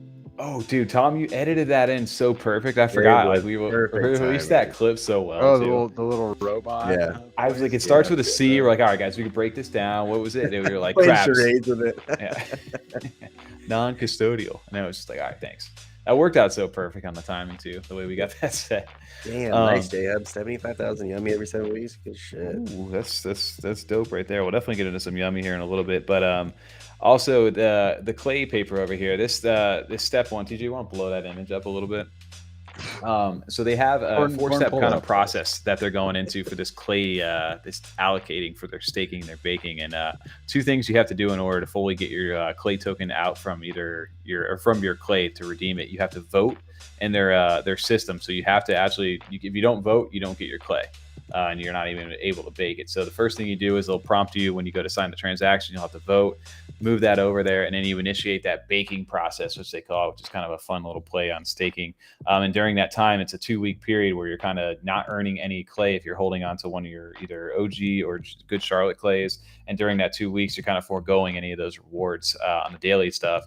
And then after that, you fully receive the clay token after that. And I don't know, man, this has gotten like a whole like secondary market kind of thing. I don't know what you guys' impressions of that in chat were, but it's interesting because now it makes the clays who don't get unclaimed or baked right away, like down the line on secondary, they keep accumulating. So if people haven't like claimed their initial stuff, those clays are going to be worth probably a little bit more than the clays that are on secondary that have baked and then they put them onto the secondary market to sell. What are your guys' thoughts on that? Category, like for when you sell them, like baked and unbaked, so people know, or is the jungle going to have that or something? I don't know if the websites will, but I believe ClayNation's website will tell you if something has been baked or not. That's what I was wondering, because like, how am I going to know like if that's baked or unbaked or not? Yeah, can you twice bake clay in real life? I don't know. That's a great question, CNFT BTC. I have no idea. I'm baking 0 my clay holdings. Yeah, I agree. I'm in that same boat, BTC. I'm not going to bake right away. I don't think. I think I'm going to hold off onto it just because I think the people... I mean, it's not like I wasn't planning on selling my clay right away anyway. But I don't know. I feel like I'm not... I mean, what if the price is there, though? You know what I mean? That's a hard call.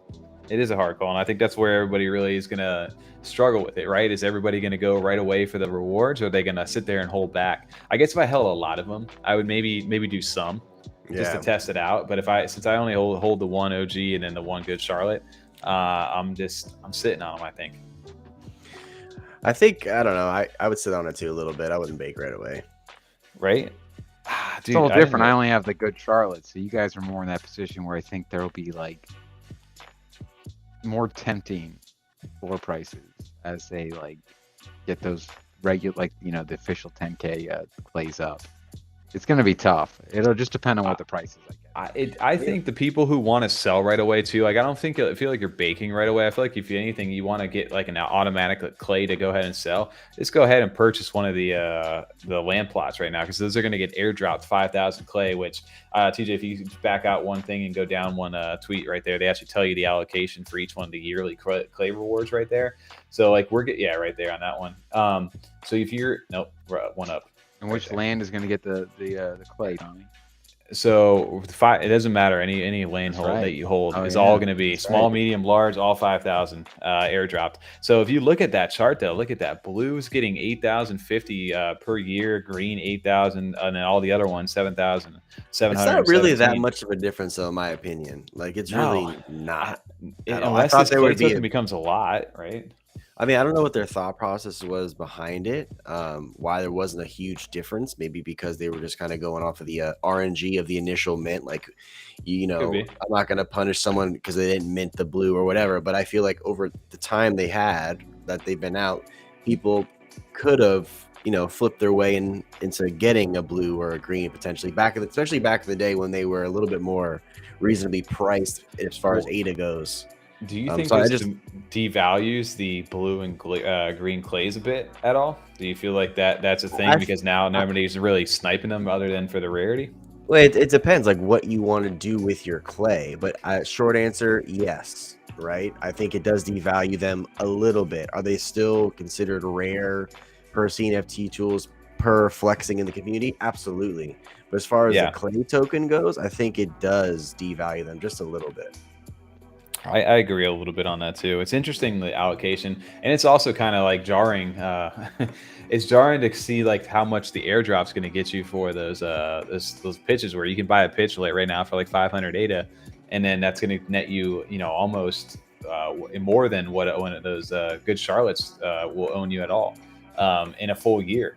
So that's I don't know, man. It's interesting how that's going to work. And Tommy, no, I'm just not even that. Just like I'm sitting here with a blue clay, and I thought, it's just a rare clay, but at the same time, I do agree though that what is it? It's a 50 clay difference between that and green, and that the ratio of blue clays to green clays, the floor of blue clays to green clays, that does not seem like it is matching that.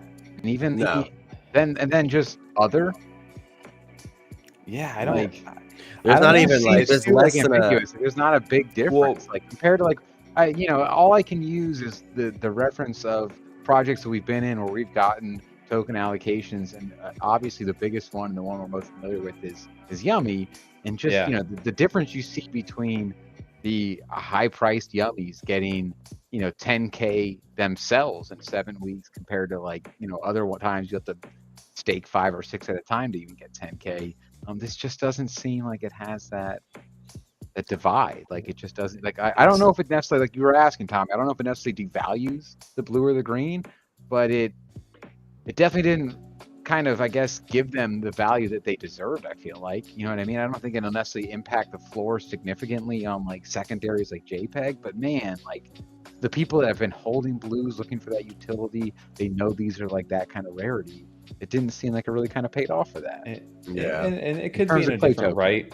BTC was saying in there too, because I think orangutans should get more, as well as the wings and ducks. Like obviously I know the community voted on the traits versus the colors, and the traits they voted no to, but the colors they voted yes to. So that was a community decision, which was interesting to me, because I think the rarer traits also is just like it plays like that secondary game, like we were talking about with Yummi, where like you can hold a good floor price, but at the same time those other ones can be like you can aspire to get even higher stuff, but maybe they're thinking at the same time the people who held all the rare stuff are just going to get even more rewards, so they wanted to kind of level it back out on the playing field.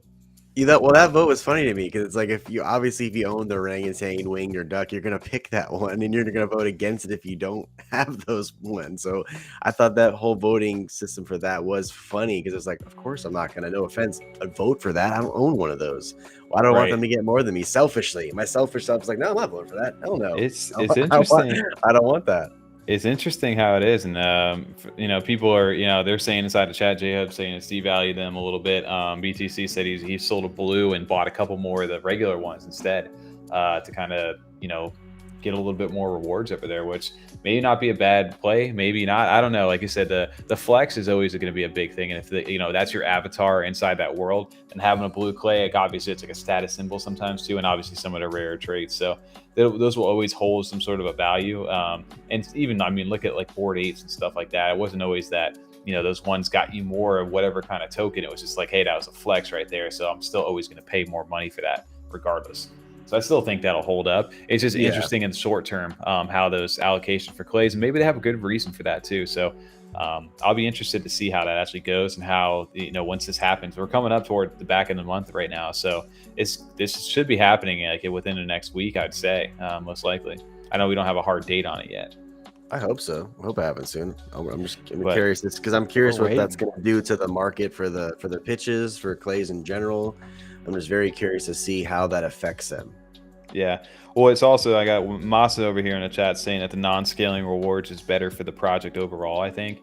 And I could see that, because like I said, the barrier to entry for people, like they don't feel like I have to get a blue or green clay, otherwise it's not even worth my ADA. At this point, even any run of the regulars aren't too far off.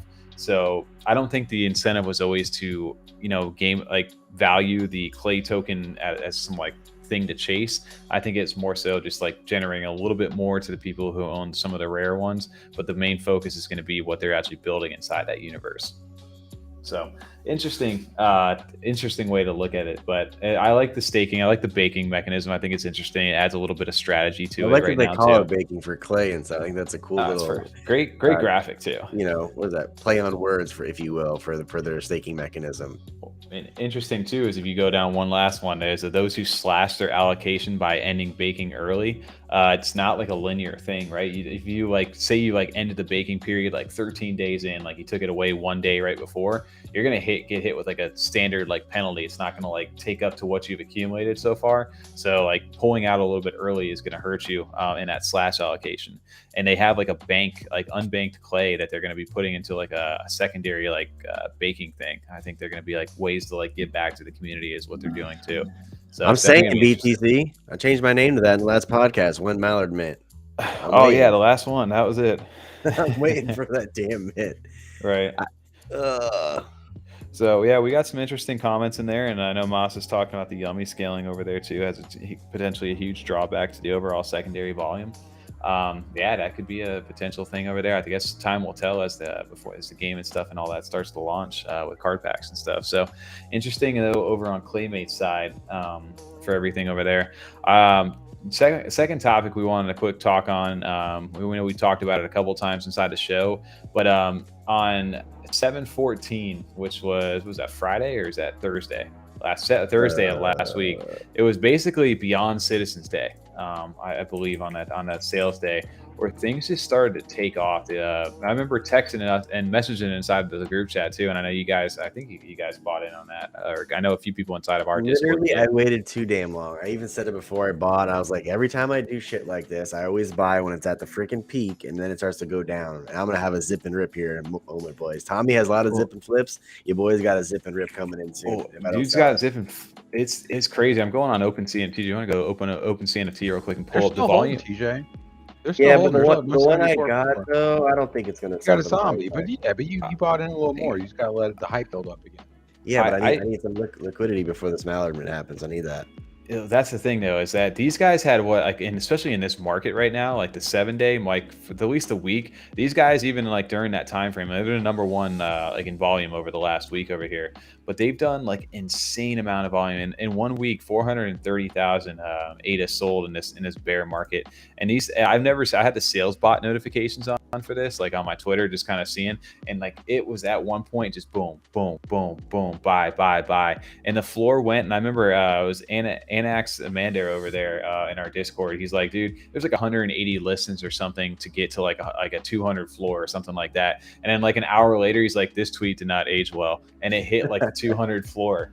It went from like 120 up to 200 during that time frame, and even right now, it's holding a 170 floor price right now. But if you go even like just the amount of volume, they've already done 753,000. For a project that had only minted 5,000 of them prior to the unrevealed and then sold out the rest of that. I haven't seen sales like this and hype like this inside of a community in like a long time. We've akin this to kind of like the ClayNation hype a little bit back in September last year. It certainly felt a little special that day when they were really going off. Well, because I just remember, like, because how you were texting us that day was how you were texting when ClayNation was happening. Like, oh my god, the floor is this. Oh my god, the floor is this now. Holy shit, now it's this. But now, like, we know the game a little bit more. That you were playing right into it because you're able to. So it was exciting, like you said. Well, more to so see too, though. a like project do that. There's still like it's not like super clear as far as what the actual utility of this will be, right?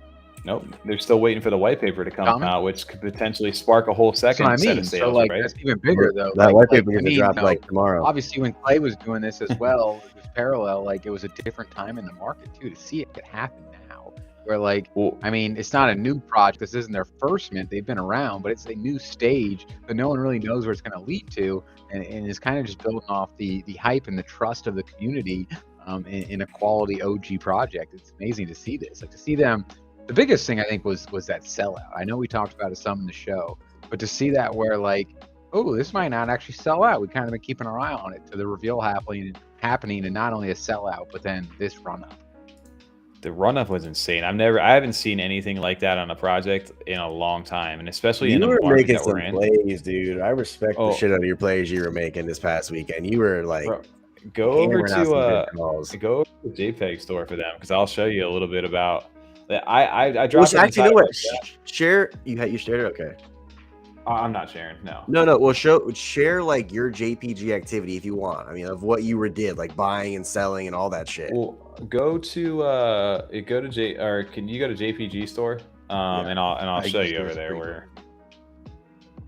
And yeah, and you can give us a walkthrough, and I'll kind of give you a little commentate. This for me was something that like I played the game right a little bit with it. I was very. Kirby, what? Oh damn, that was late. That must have been delayed. I was saying Grimmy said the flips felt like January, March on ADA. Oh yeah, dude. Yeah, 100%. It went from like nothing to like something real quick. But TJ, go over to like the robots, like go to properties, DNA, and then robot. And you can see I have go to that one, the 24.99 one. Mm-hmm.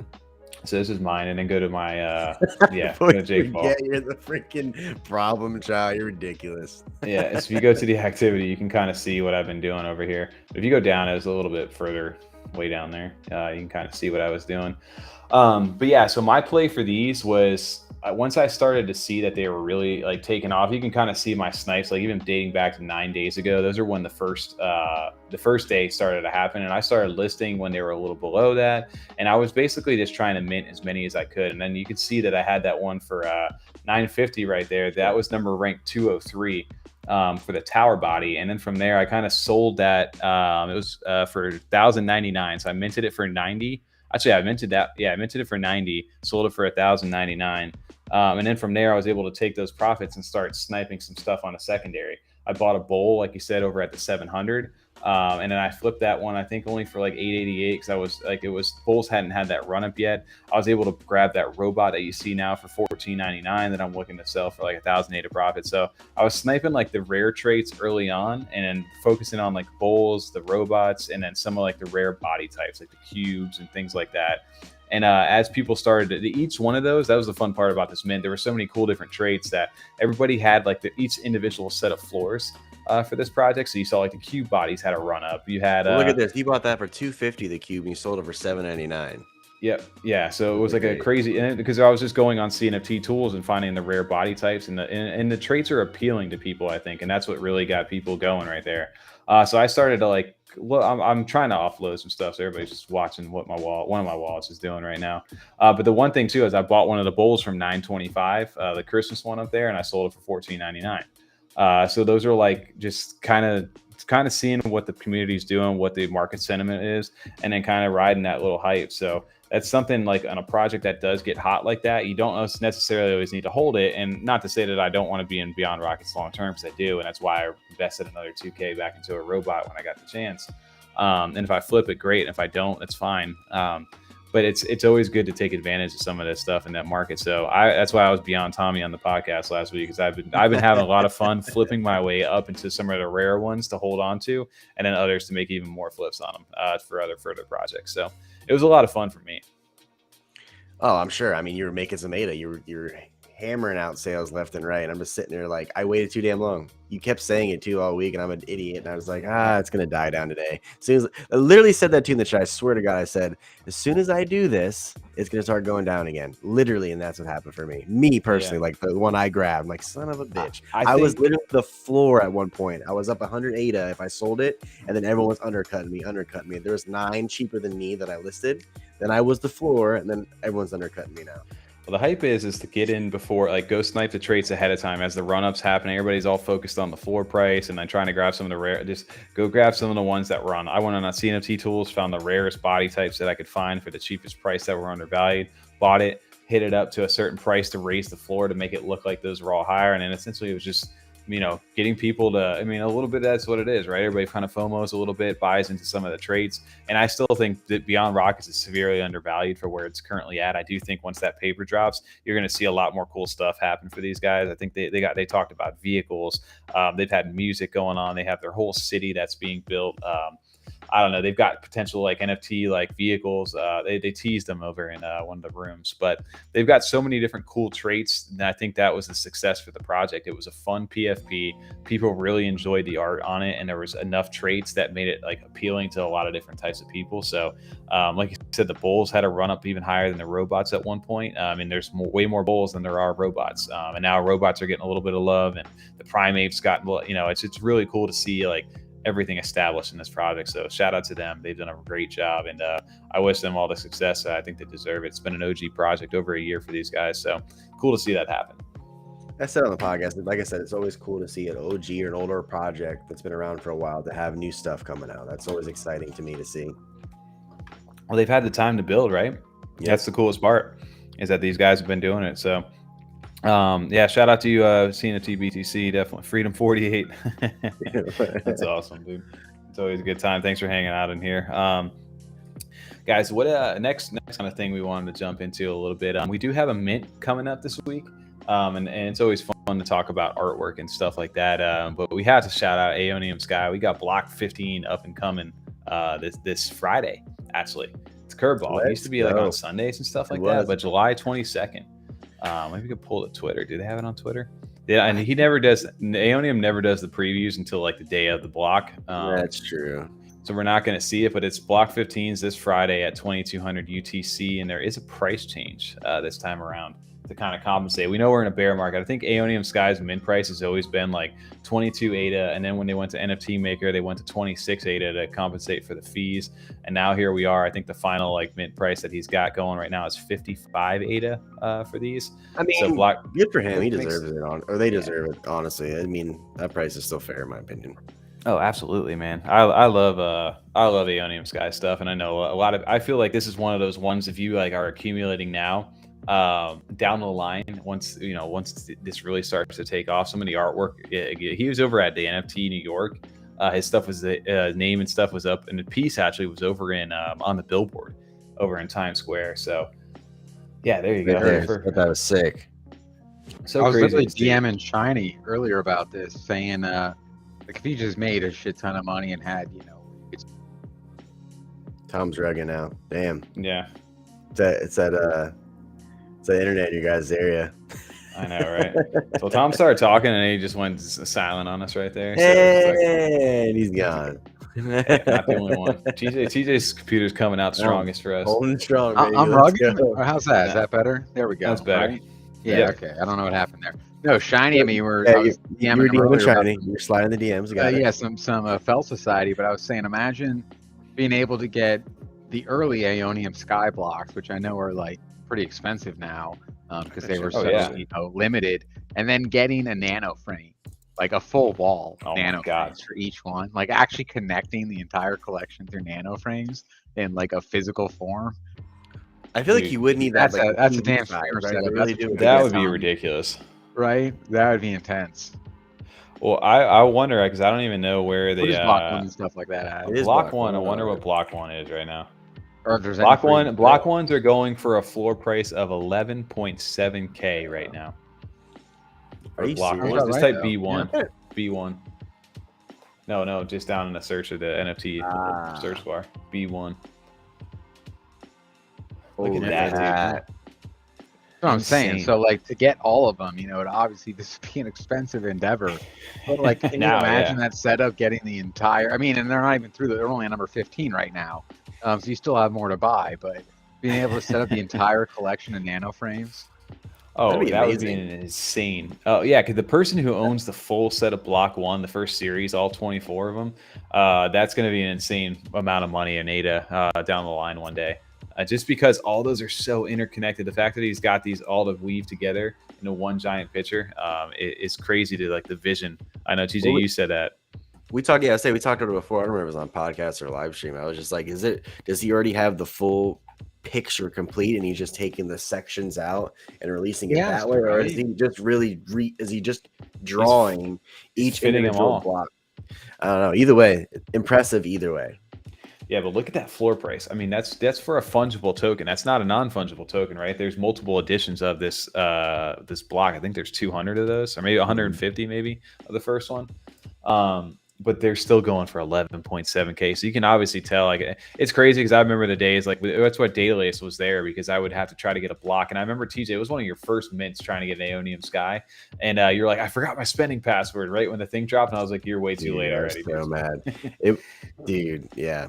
Yeah, it was crazy to see. Like, so even I missed that one. I remember the Rhino generation. I missed that one too because my stupid password. I was like, did anybody in the comments? Did anybody in the comments miss out on us because of a spending password, not having the copy paste or forgetting it? Such a new beginning. 100%. Even the block 2s, I was just looking at those 2,800 floor for block 2, which is insane.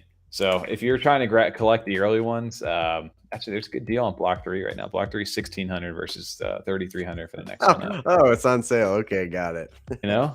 Even up until block 4, I think it was, and then once block 5 opened up, it started to get a little bit more competitive or less competitive to get them because they started opening up the collection more. But even like you're costing yourself minimum like 20K just to get like the first like 5 blocks, which is insane.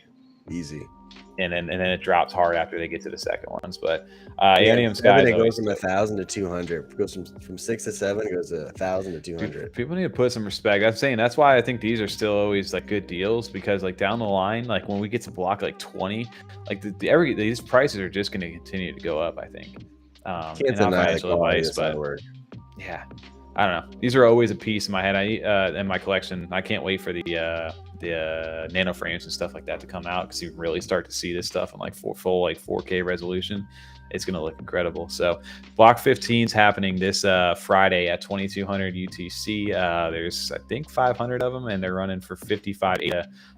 They are going to be doing, I don't know if it's going to be the NFT style, but there's going to be some sort of reservation system again to get these. So just make sure if you're trying to grab these do sell out quick. But I know I'll. Well, that's one project too that they try to make it as fair as possible. The drops, even if like, I remember that one mint, there was a bot that somehow got in there. It literally paused the whole mint, put like a watermark on the other one, so that people who bought it or whatever the case was, or they cheated their way of getting it, they held off to the next day so they actually could do the mint the right way that he wanted to do it. I do remember. That's why they got a second policy on JPEG Store. If you go to the Aeoniumsky blocks, there's a blocks part 2 because they did that. I remember that. That's the reason that if you notice that there's a second series of that, that's because they, someone got in and got the mint, and he had to rip that policy out for that block. I can't remember if it was block 10 maybe. It was either or maybe it had to be block 10. I think it was. Sounds right. And then from there, they've been to the second policy ID for it. So there is 2 policy IDs if anybody's wondering why. So shout out to picture over them though, don't they? Like, do not sell. I don't even know if I don't even think they're verified anymore. Those ones. They're not. No, I remember they're like grayed out, not even any color on them or anything. That's what it was. They're grayed out. They're fully grayed out. Yeah. Shout out to Rez over there with the dope creation, one of one legendary. In the chat over there, we got 28 people in here. Actually, 31 is showing on our screen right now. But yes, if you're over here inside the chat and you're not, this is our F35 weekly live stream. We're jumping into projects, but you can make sure if you like and subscribe if you're not to the channel. If you enjoy the content, it helps the video out a lot and gets us more exposure to continue to do this more and more for you guys. And we just like hanging out with you guys. So. It's a nice little quick, just a little, we appreciate that. It's a nice little quick what? Over there for all of our audio only listeners. Listen to this. I thought, I was looking at the chat. I thought our chat was working again over in this thing. I don't know why it's not working. No, I have literally overlaid on my other monitor. I have what we see, and I have the YouTube video behind us. So I can read the freaking chat. Yeah. But I haven't muted. I feel like over here, this is a perfect time for us because we do we're big into Yummi over here, and I think we can't not go a stream. But we have big news coming out this next week. We have the summer mint coming up for Yummi Universe, and what better way? They dropped a teaser for us tonight because they knew we were going live. Maybe. TJ, if you want to pull, or I can. Doesn't matter. We don't want you to do it, dude. You just sit there. I'll handle it. TJ's got the stream. He's holding it down right now. Who's excited inside the chat? I know we got a bunch of Yummi fans inside there for the Summer Naru mint next, was it Wednesday, the 27th? Yes, sir. Why you ask that question? You know what a day it is, dude. Come on. Was that a rhetorical question for the chat? I got you. Bro, I love some of these traits. As a Mallard order. Yeah, right. A little hurt inside. I'll have to call out of work. I can't even call quick these days. I don't want to go get COVID tested. Oh man, look at that. Let's fucking go Yummi. We got Words going. We got True inside the chat. We got Rez. We got everybody sitting here. We're ready for some Yummi. Look at these previews, man. TJ, if you pause it, which one? That's the one you're gonna get. If you had to go right now, 1, 2, 3. Boom! I'll take Shark. it. Swig. Dope one. I really like that. I like that. It's clean, simple. I like it. Give it to me. No lie, I clicked on mine too on my screen, and I got the same one. I like the tattoo dude a lot. The tattoo, and then I like the one guy with like the little ramen bowl on his head. Oh yes, I just saw that one. The tattoo guy's fire too. All these are sick looking out. I can't wait to see what the one-on-ones look like over here. That's dope. I like that. They definitely are capturing the feel like the summer over there. The lemon one's dope, like the little knife, like a little tribute almost to like the Cute and Stabby. I like the like angry eyes too. Oh, I know. They I'm really excited to see what these last ones over there. And I hope everybody burns a lot of the Spoopys this time around. But if not, I'm going for that one-on-one. I think I'm going to burn at least 10 of these things. And I'm getting rid of all the Spoopys. I think we're just burn them all. I think we're dumping them all. What are you going to do during Halloween though? I'll pick some up maybe on secondary. I just don't. I think people are going to feel, if, like I said, if this is historically kind of goes the way that it's been going, I still think we're going to get maybe a little over 2,000 of these things, just because maybe people are aware now a little more that they need to burn these, because the Spoopys are not going to be really worth too much if they only burn 2,000 summer. What's that? You think we're going to go over 2,000 summer ones? I think we'll get over 2,000 summer ones. We've hit just under. Really? We hit just under that on the last two. I think the last ones are winter is the rarest right now. Winter's the rarest, yeah. But yeah, winter's like 1,900 and something of them. So I just think like I think you'll get a little more than 2,000 this time. But that means that there's going to be like 3,900, 3,800 of the Spoopys. And think about that: if they're like half the supply or double the supply of those, they're going to be worth half the price as far as like the Yummi rewards and allocation goes. So it's half the supply in comparison in terms to like of the other seasons and balance. I think it's going to be less, honestly, because you got to think of the people buying all the Spoopys. I mean, obviously, there's going to be some people who don't know are going to burn a winner, which not financial advice, but I recommend not burning the winner ones. You're just throwing eight. You're throwing eight and Yummi away if you're doing that.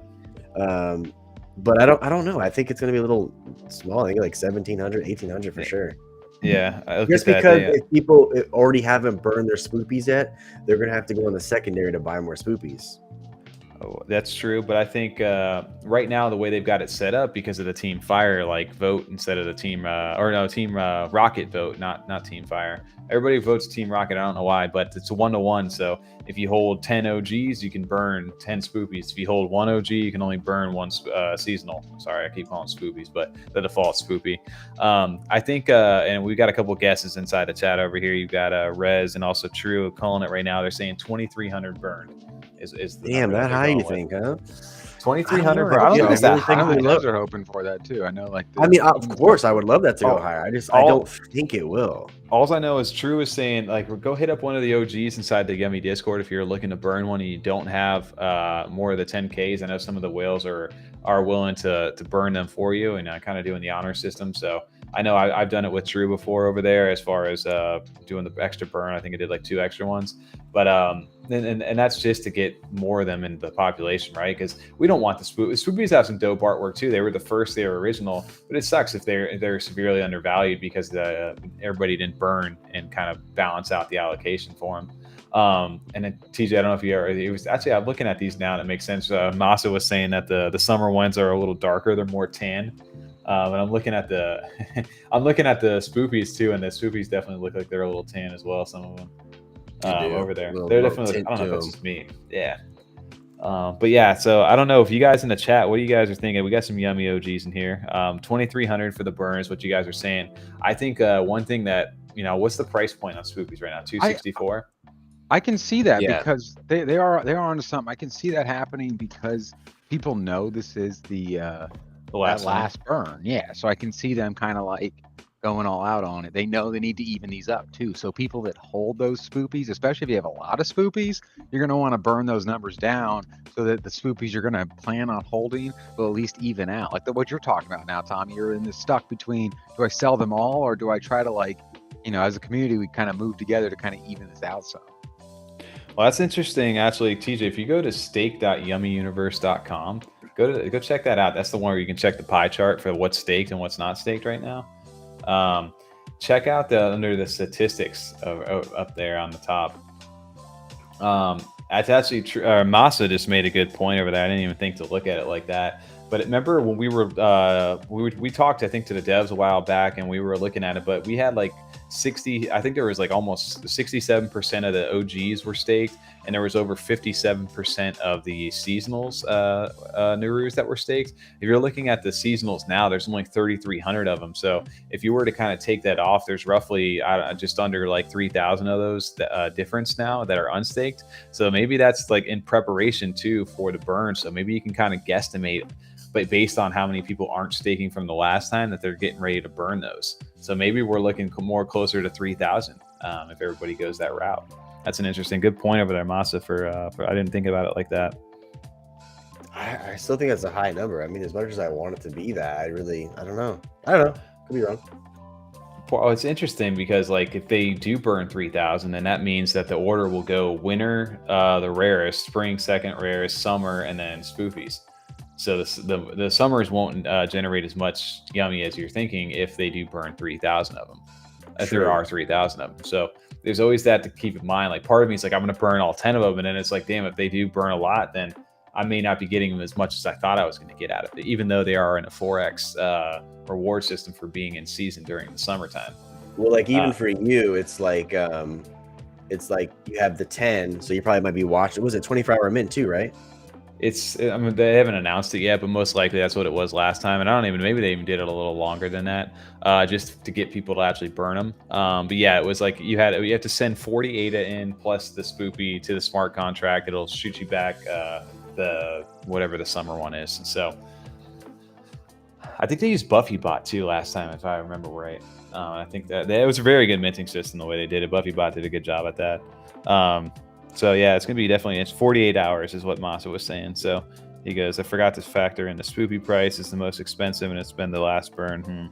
I think interesting for me is that the Spoopy is like my kind of play. If I had to give a play for this, is if you hold enough extra Spoopys that you don't plan on burning them, I would get rid of them now and sell them at the high price. Yeah, exactly. Yeah, sell them now because I don't think they're gonna. The whole utility to the Spoopy right now is burning them for the summer, and once that burn happens, no, they're not definitely, and especially if the rewards stay where they're at. Like after that, there's no use case for them other than just being what they are as far as collectibles, and then staking them for the Yummi that may be severely reduced due to the supply for those. So I sold I think 6 of them already, and I still have 14 that I'm like, I think I'm gonna burn 10. And possibly flip a couple more on the way out, or maybe I'll hit up True and maybe do an extra like 2 or something like that. There's a couple of them I don't want to let go of just for like historic value, but like the other part of me is just like, damn, those are not doing anything for my wallet right now. That's my original one, the one that I like, the first one I ever did. It doesn't like, even during the season, it doesn't get any Yummi token. No, it's definitely interesting like how that's gonna work. So I don't know, man. It's what are your thoughts though? Like once this comes out, like I don't know, man. I'm ready. I'm kind of sad that it's happening because now like this is the last burn. But the good thing is too is that moves us into the next portion of that. So I can expect that we'd hear some news after this, maybe before, we have no idea. But there is still that blue paper that's lingering out there somewhere that we're waiting to hear news on too. So I don't know if it'll happen before, or after, or when, but all I know is that there's more news and stuff that we're all looking forward to outside of this summer drop. So this is kind of like the focal point now for the next week. Yeah, I mean, that's the weird thing is they have so much more going on that this is like actually kind of like relative to that minor, like the summer drop. But it is kind of sad that it is going to kind of be the last, at least for now, that we know of, group of Narus we're going to see come out and mint with like new kind of traits and stuff like that. But at the same time, it is because they have so much more major stuff coming out they're going to be working on. It's just different. But it is a little bit sad. I agree with you on that. I think the summers will do really well, though. I think, like you said, like what we've seen here from the actual traits, they've been fantastic. And then does my summertime beach stuff. So I can't wait to see the 101s. And I know last time I think Rez was the one who got like airdropped the 101 over there. The ones that didn't mint, they don't mint out. Yeah, exactly. Yeah. So I believe there was 5,000 of them to mint. Whether they sold them out or if they burn all of them or not. We'll see what happens this time around. But very interesting to say. We got some chat over there. I could see that over there as far as that Rez. I do think like the Spoopys and stuff we were talking about, maybe like the 150 to 170 range after the summer mint happens, like dropping down into that price point. And then Shiny's asking, you don't think the summer Spoopy is going to sell well or sell for more, the summer ones? I think the summer ones will sell more, but if there's more of them burned, say there's 3,000 of them burned, I don't think they're going to sell for as high as you think right away, just because people are now know how to use CNFT jungle, and they're going to go right there for the rewards to see how much Yummi they're actually making. I think yeah, because if people buy them, that's what they're getting them for. Right now, like these have immediate utility. They're trying to get those staking rewards and get the Yummi token and start, stacking that wallet on that side. They'll definitely be worth more too now because they will be in season 2, so they're earning the 4x, and we just saw that with the spring too. Like the springs were shot up to like a 350, like 360 floor for a while, and then they retraced after this in season thing went away. So we'll definitely see an inflated price for the summers for sure. Do I think it's worth? Part of me wants to say sell the Spoopy right now and then just go snipe some good deals when they first come out inside the summer. So it's up to you what you want to do. Obviously, I like playing the game too of trying to get the 101, the legendary ones. So yeah, I don't know. I'm just really curious to see what these look like, because it's always fun to get a nice drop. I'm going to be sad when there's no more Naru drops over there coming, but eventually we'll be getting the card packs and stuff like that. So that'll open up a whole new aspect of like trying to collect and see what's new out there. All new monsters too. Oh, 100%. Yeah, it's not just going to be that. Whole universe. Yeah, right. So shout out to everybody in chat. We got our Yummi enthusiasts sitting over there. We got Rez, we got True sitting in there. Obviously, shout out to Until the End. MFers in the house. What's good, fam? Almost missed y'all tonight. Shout out to you guys. I don't know, man. Yummi. My prep right now at this point is just I think I may flip a couple more Spoopys, get a little bit of liquidity, and then snipe off the secondary for some of the rare. And that's what I did for the springs too. I was able to get a pretty high generating stuff that like some of those were like 1900, like 2000 Yummi. Just at the base, which are even more than some of the actual 10Ks. And then the fact that they get the 4x reward in season, those it's a great utility in the short term, especially for those. Just curious what'll happen to the Spoopys once those happen out there. I hope they're not too much, because I do like the artwork on those, but I hope they get burned as well. Summer floor easy 340. I can see that. 100%. I hope so, Rez. That'd be dope. Yeah, I definitely could see that. Especially it'll be very interesting to see, because people are going to be so quick to stake them. So the supply, of course, can be limited. There's going to be some people who just get those flips. They're wanted because people are for staking. I think a lot of people are also just burning so they can stake and get their summer rewards. So it could be a pretty limited market. Yeah, that's what Rez was saying. It looks like our chat just started to catch up a little bit again. So I don't know what that's about. But yeah, it's in season. The 4x rewards, most definitely. I agree. That's the big key to this right now. And I don't know when's summer end officially. Is it like, I thought it was in September is what I remember reading. Yeah. Like September 21st or something like that. So even if we do, it means that we have at least a solid almost 2 months. Yeah, we almost have a solid 2 months of staking with the 4x rewards. So these could stay relevant for a while over there. But the winner to me is definitely something I'm looking at. Shiny's telling me that I'm rugging. Do I sound like I'm rugging? not sure. Yeah, you sound all right. Maybe Tom. I can't tell. I was rugging earlier. I couldn't tell. The winner, I'm not going to lie to you. I did the same thing, Rez. I've been sniping a couple of the winners too, like the higher when there was a good deal every now and then, just because I think they will obviously hold the most rarity compared to all 4 seasons, and then they get in season this year still. So I think those are still a good play. It's going to be interesting too once this drops, because the allocation rewards will all change as well for the final time. So nothing's set in stone yet with how much you're really going to get until the summer one happens. You mentioned that, Tommy. It's the same with we were saying these Spoopys may not have a bump again because there's no burn events happening, but we may see that little bump up in their season as people start to buy back into them because they sold off all theirs and they want that, especially depending on what the actual Yummi token is at that point. People might be more excited to kind of buy in during that season and get those 4x rewards.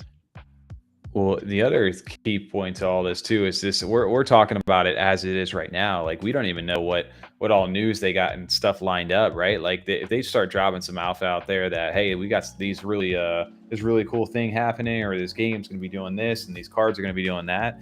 That could be like, hey, I need to go get more Yummi, so these are the most affordable. Let's go drag go purchase all these up, and eventually the floor goes up for these. So, they're the cheapest. We're talking in terms of they now. Get swept. Yeah, exactly. For sure. Yeah, shout out to, I know, so right now, summer, I guess I pull that up, but yeah, basically right now, fall is going to fall on September 22nd, so the 21st is going to be, we got 2 months basically of the summer to stake, and then over here, September 22nd to December 20th will be your Spoopys, and then from there, December 21st to March 9th will be the final for the fall again until we hit spring. So you got a decent little period of time to go ahead and earn those 4X rewards. Do those dates fuck you up at all, Tommy? Because I mean, we're in Florida, so I hear March 19th, and then like winter, it's 95 degrees outside in Florida. Dude, it's like sweat balls out, right? Like 32 Celsius outside. What the hell are you talking about? Like winter. Yeah. All those periods, it's just like, no, we have summer, and then we kind of have like a cooler summer. Yeah. Still 90 degrees on Christmas Day. Right. Yo, shout out to Yummi over there. Look at that, 35,000. These guys are crushing it. So still like slept on. I think we know we always talk about them, but some people are just like, oh yeah, it's a good project, and I'm just like, you guys, no idea, man. Like this thing could be huge for what we're building, and we definitely got faith in them. I know that. So. Or just and obviously like the mainstream application, like the mainstream outreach, to get their hands on some, you know, like, just the Naru itself has that appeal. So right, and I know everybody's sleeping on the card packs too, dude. Like those are getting an airdrop too. You know, coming for the cards themselves, and you get the Narus. So those would be interesting. I still think people sleep on that stuff sometimes. So we'll definitely have to check that out. Looks like TJ Baby's got some baby duty. He's getting on right now. We got any questions coming in from the chat over here? We can kind of take some stuff over here. We got Rez gave us a paragraph over here. Let's see if we can break this down. I can see Yummi maybe doing a thing where if they want to try and level out the share between all seasons to open a mint where they have to raffle and allow X amount to be burned for random seasons.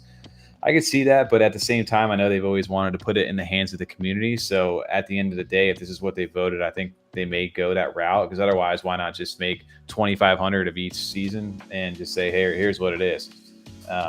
So I don't know. We'll see how that. I know that can evolve though too, because I know these Spoopys originally were never planned to be what they were, and the community voted to put them as a 10K collection that changes and burns. So anything's open on the table, I'm sure.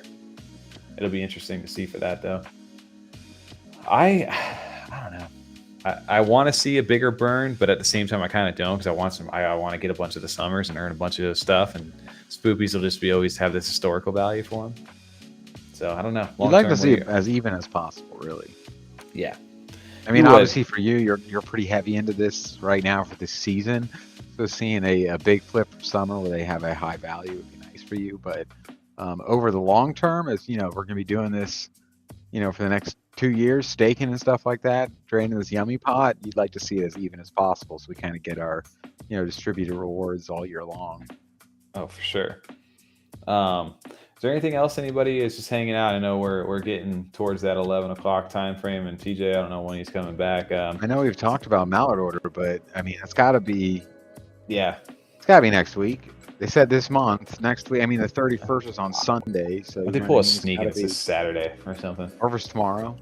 They just they dropped the last gate of the games today. They finished that out for the strength roll. So all the invitation letters I think are being given out now. So I think once they wrap that up, they're going to give an announcement, and it's either going to be end of this week or sometime I'd assume obviously next week. There's a lot of big mints going on though, so I'm definitely trying to get some liquidity to snipe some of the Mallards as well that are going to be out there.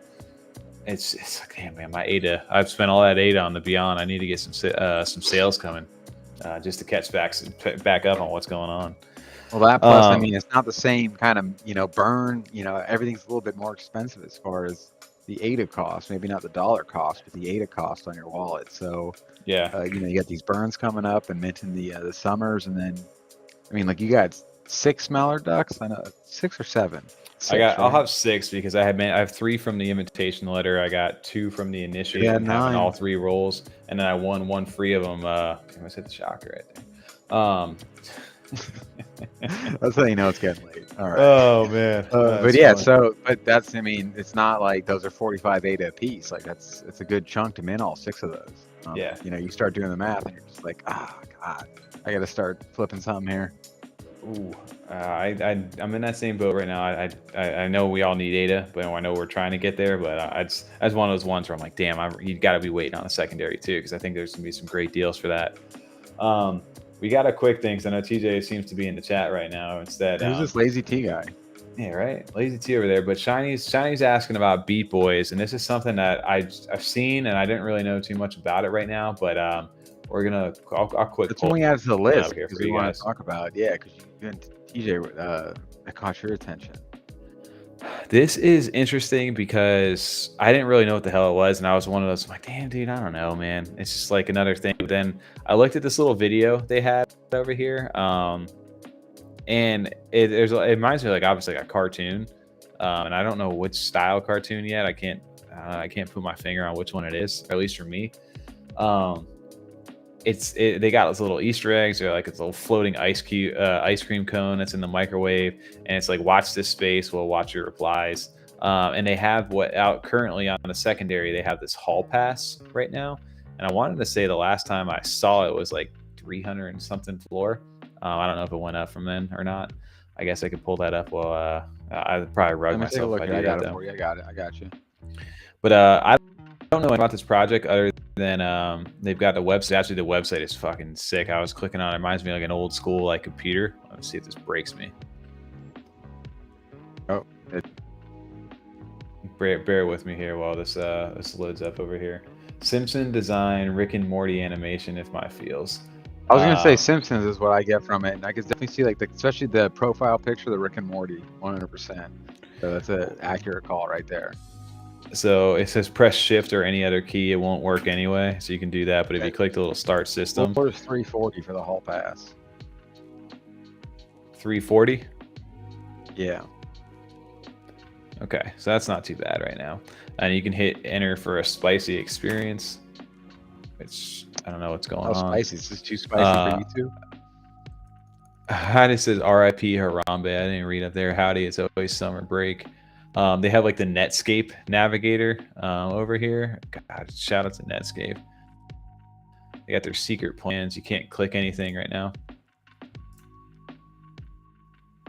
This is actually a pretty cool website. You know what it really reminds me of? Did you play a lot of like GTA 4 and GTA 5? Uh-huh. You could go on the computers in that and like kind of click around. Oh yeah. They had like their own like computer and just had like little links you can click on and stuff. It's really well done though. I like it a lot. I don't know, where is this taking me right now? I'm about to get rugged. But yeah, 340 for the floor solid. Yeah, like the bedroom there, and especially that kitchen kind of gave me that like Simpsons Rugrats kind of like art style feel. Yeah, I can see that. Rugrats. Yeah, I don't know why. Just kind of like the almost like sloppy lines. It would be a good background, I feel like, for us if we were to do something for this. That's a great one right there. Thumbnail. Oh yeah, ready to go. Yeah, great thumbnail background right there. What is it in Grandma's yeah, it has like when he sleeps in the car bed? Yes, the car bed, dude. Yeah, the sports is in the car bed. It looks super dope. So I don't know when the mint is for this, and I still need to do research on that. But just wanted them out. They have 4,300 followers over on Twitter right now. That website looks super dope. And everybody kind of going the route of these like mint passes right now. We've seen that with Journey. We've seen this with that new project Journey that's going out with the flamingos. We've seen that obviously Mallard made that popular with the invitation letters. Now these guys have a hall pass. That seems to be the new model right now. Should be interesting to see how it plays out. I need to do a little more research into it. I don't know if do they have a Discord? Is this the website that's about to rug me right now? The notion.so. Welcome to the neighborhood. I'm not going there. I'm gonna break my fucking get rugged right on stream. Yeah, I was gonna they say, also have houses airdrops. I lost my light. Our lights charge died on it. Tom, bro, you're a pants hater over here. No, I hate pants just came in. I hate that's amazing. You need to learn. I hate pro pants chat. What's going on? I hate pants. That's amazing. Riot House VIP pass too. I know Grimmy was the one. Was that in our Discord? We made a zip and flip for like 500 something eight or something like that. 600. I don't know, something like that. The Riot House. I don't know, man. There's too many of these passes, these VIP things to keep up with lately. I don't know, man. What are you guys looking at next? Right now. Yeah, for sure. It seems like the way to go is like first we do this, the initial drop, and then later we come out with the later one. But I mean, it not only seems to have function, especially if you continue to provide utility for that. That's, I know, the big question with Mallard Order too. Like, what is our invitation going to do post, actual duck mint? So we'll see. Yeah, Grimmy minted Each 2, for sold each for 550. 5. Woo! Oh, shout out to Grimmy over here. He's not the only one making plays out there this week. That's dope, man. And now he also made a good flip on one of the Vox Kongs too. Inside there, he minted one of those. Dude's crushing the game out here. TJ, if you're in chat right now, are you coming back? Otherwise, dude, I'm gonna shut you down. Grimmy trying to catch Tommy, bro. I think Grimmy's got me. I think he's just more quiet than me. I think Grimmy's been the one crushing the game over there. When game nights, when for your channel. We could do soon. That's what we're talking about. Tommy, you do your meal prep. But yeah, you cook boring food, Tommy. You like boil chicken and eat it with plain rice. Boiled chicken? We just cooked a Chipotle chicken inside the crock pot last night. It was amazing. A little shredded chicken, a little edamame, some rice. This is amazing. That's 4 Vox Kongs. Jesus. What do you mean Chipotle? Like we did like the actual Chipotle, like some peppers, like the little sweet chili sauce. Yeah. We made a nice little recipe. Yeah. I like pour the fork, right? I like that right there, dude. He's I'll let everybody make that choice for themselves. I hate pants versus. We've gone over this. I hate pants, and at least for how it works with clay, if you have one pair of pants in your wallet, it applies to all the clay. So whoever doesn't have pants, I'm sending pants. They're getting applied on them. So I'm gonna stockpile the NFT like secondary of pants and just send them to random people's We're gonna walls. pants the world here. No one's yummy poor like you, Tommy. There's a few people yummy poor like me. True's definitely yummy poor, but I think he's more yummy poor than me. True's out there just hustling. I wish I had that many yummy. I call that sleep. When after dark Twitter spaces. Dude, I don't know if I got the energy in me to host an after dark Twitter space because I'd rather just talk to you guys here. It'd be easier, but I know like it'd be easier for us to all to obviously talk and bring you guys together instead of just chatting inside the chat. Dude, Twitter spaces are rough, man. I know we tried getting into those with the CNFT Taco Tuesdays and just couldn't keep up with it. After a while, it just became too much while we were like starting to grow a little bit. Also rugging in that too and everything. Like I don't know. I'm down to do a Twitter space every now and then, but it would not be like a consistent here every week. Like we're gonna do this. I don't know if I can commit to that, but maybe we could do something. We've been talking about it inside of our Discord, doing like the chat, like a live, I don't know, like community night kind of thing inside there, getting a chance to chat with everybody. But speaking, if you guys are not inside the Discord right now, it should be pinned at the top of this chat somewhere. If it's still working right now, yeah, there it is up there. So in the Discord, with us, you can come hang out, flex in the showroom, make fun of me over there. Apparently, that's just the new thing. DJ gets it. It's the Oprah pants style. You get pants. You get pants. Everybody gets pants. When Grimmy OG, Grimmy special guest. Grimmy, dude, we're gonna have you missed the OG rule. I know it's upsetting, but we're working to set up something for not the OGs, but the A1 or like some A1s since day ones. We're like working on some like separate roles that for the people who are actively engaged, because I know some people inside the OG roles that just aren't active anymore. They were here early, and time moves on and stuff like that. So trying to get a good feel for everybody inside there, but definitely looking to do something. I just don't know yet what that's going to be. We're still working on how we're going to set up roles. We can say this too, Tommy. We were talking about, depending on what the date is here, because we'll probably have 24 hours to mint our Mallard order. We're probably going to go live and do our mint live, so we can kind of hang out with you guys while you're minting too and see what everyone gets. Yeah, dude, that would be a fun live stream right there. I know Shiny was saying maybe even once off the cuff for a Twitter space, or even like a community night. We could definitely do that. But yeah, live streams over here for TJ's coming in just for the Mallard order. He was ready. He heard it. If we do have a 24-hour period to mint for Mallard orders, I definitely feel like we should do a live stream, like minting for our ducks, just to have fun with the party. TJ, you're muted.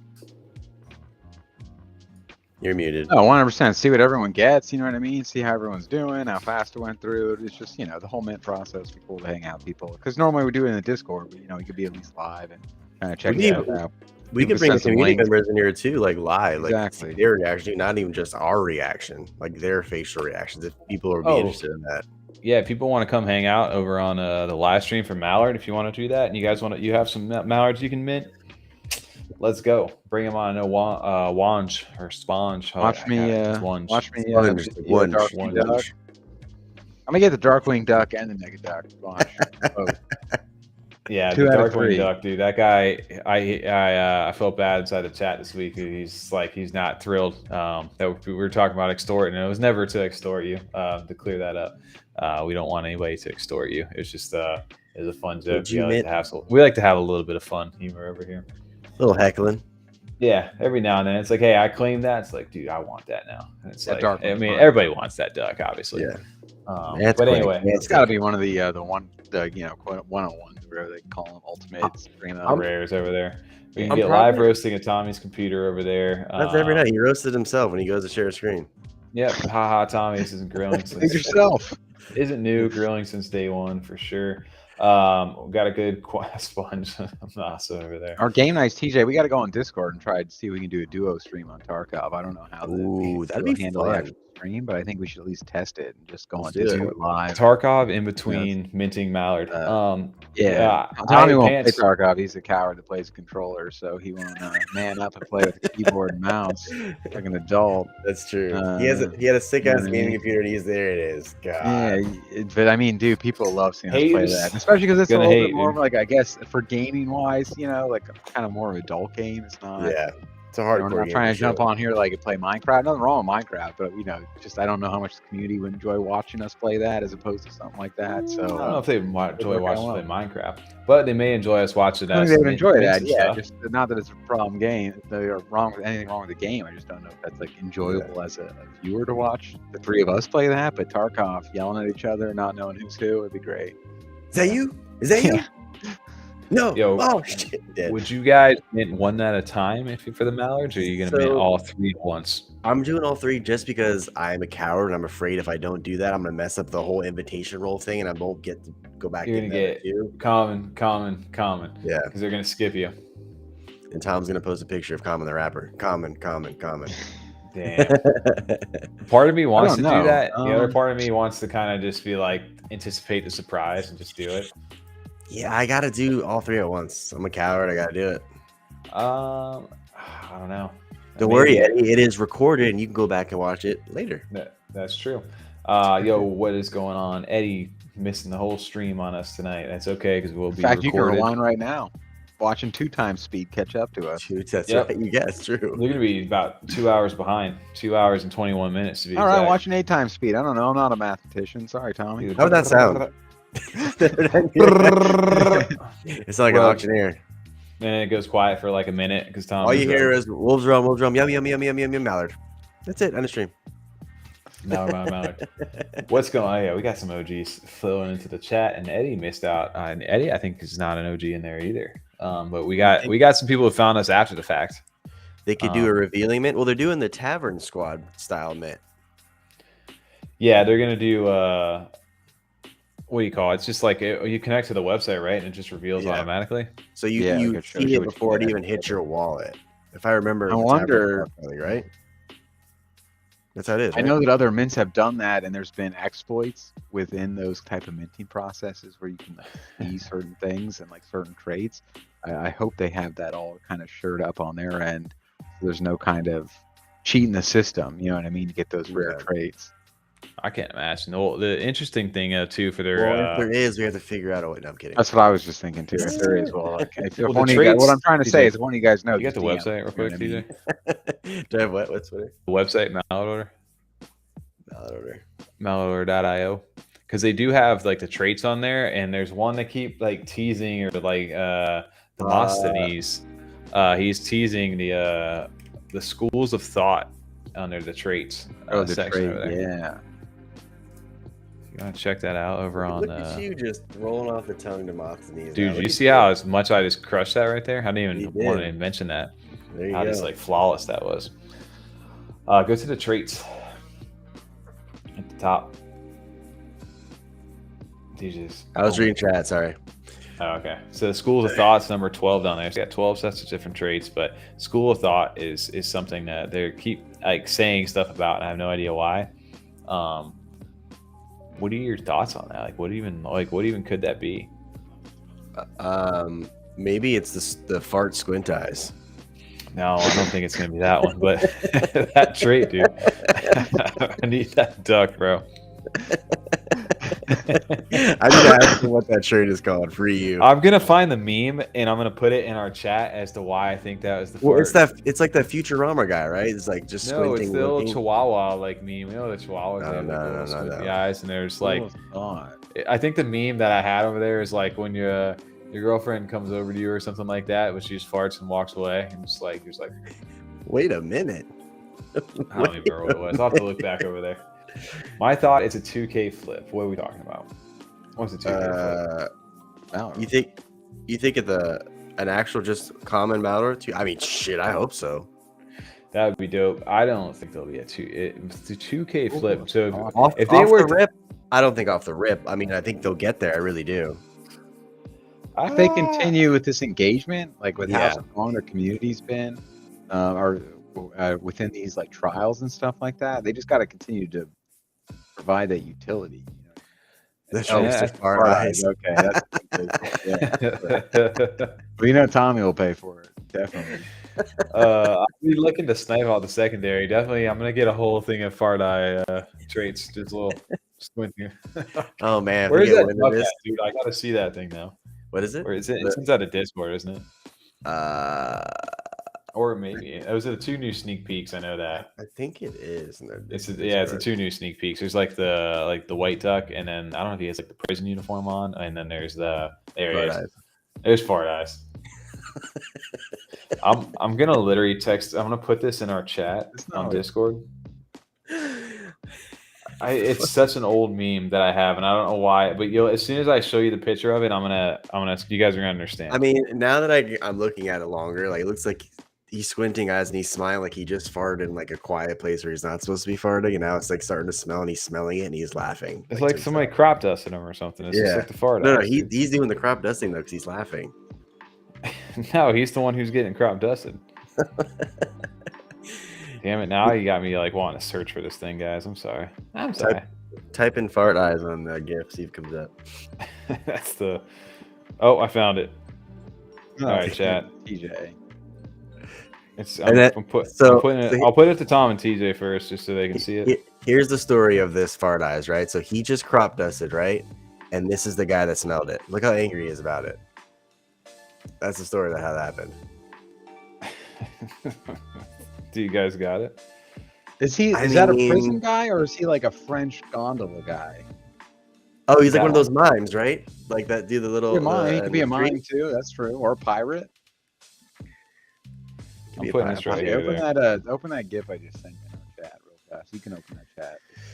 So that's what the face is right there. Yes, 100%. I could see that too. This is what I was thinking inside of chat, but you can go that route too. Do you see that one? Click on mine now. Where is it? Discord. In our F35 Discord.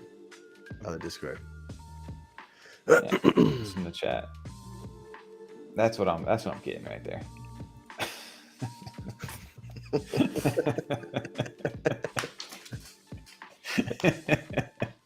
I don't know why that's what I was thinking. I mean, I think I've seen that before, but not enough. I don't know. Anyway, that was the whole backstory to that. I'm glad we got through all that. Well, just to get to that. Huh? Yeah, okay. So schools of thought. What do you think that it's going to be? No idea. No idea. Smart. I'm sorry. Quality content is late at an F35 live. Oh man. I think the schools of thought are going to be like.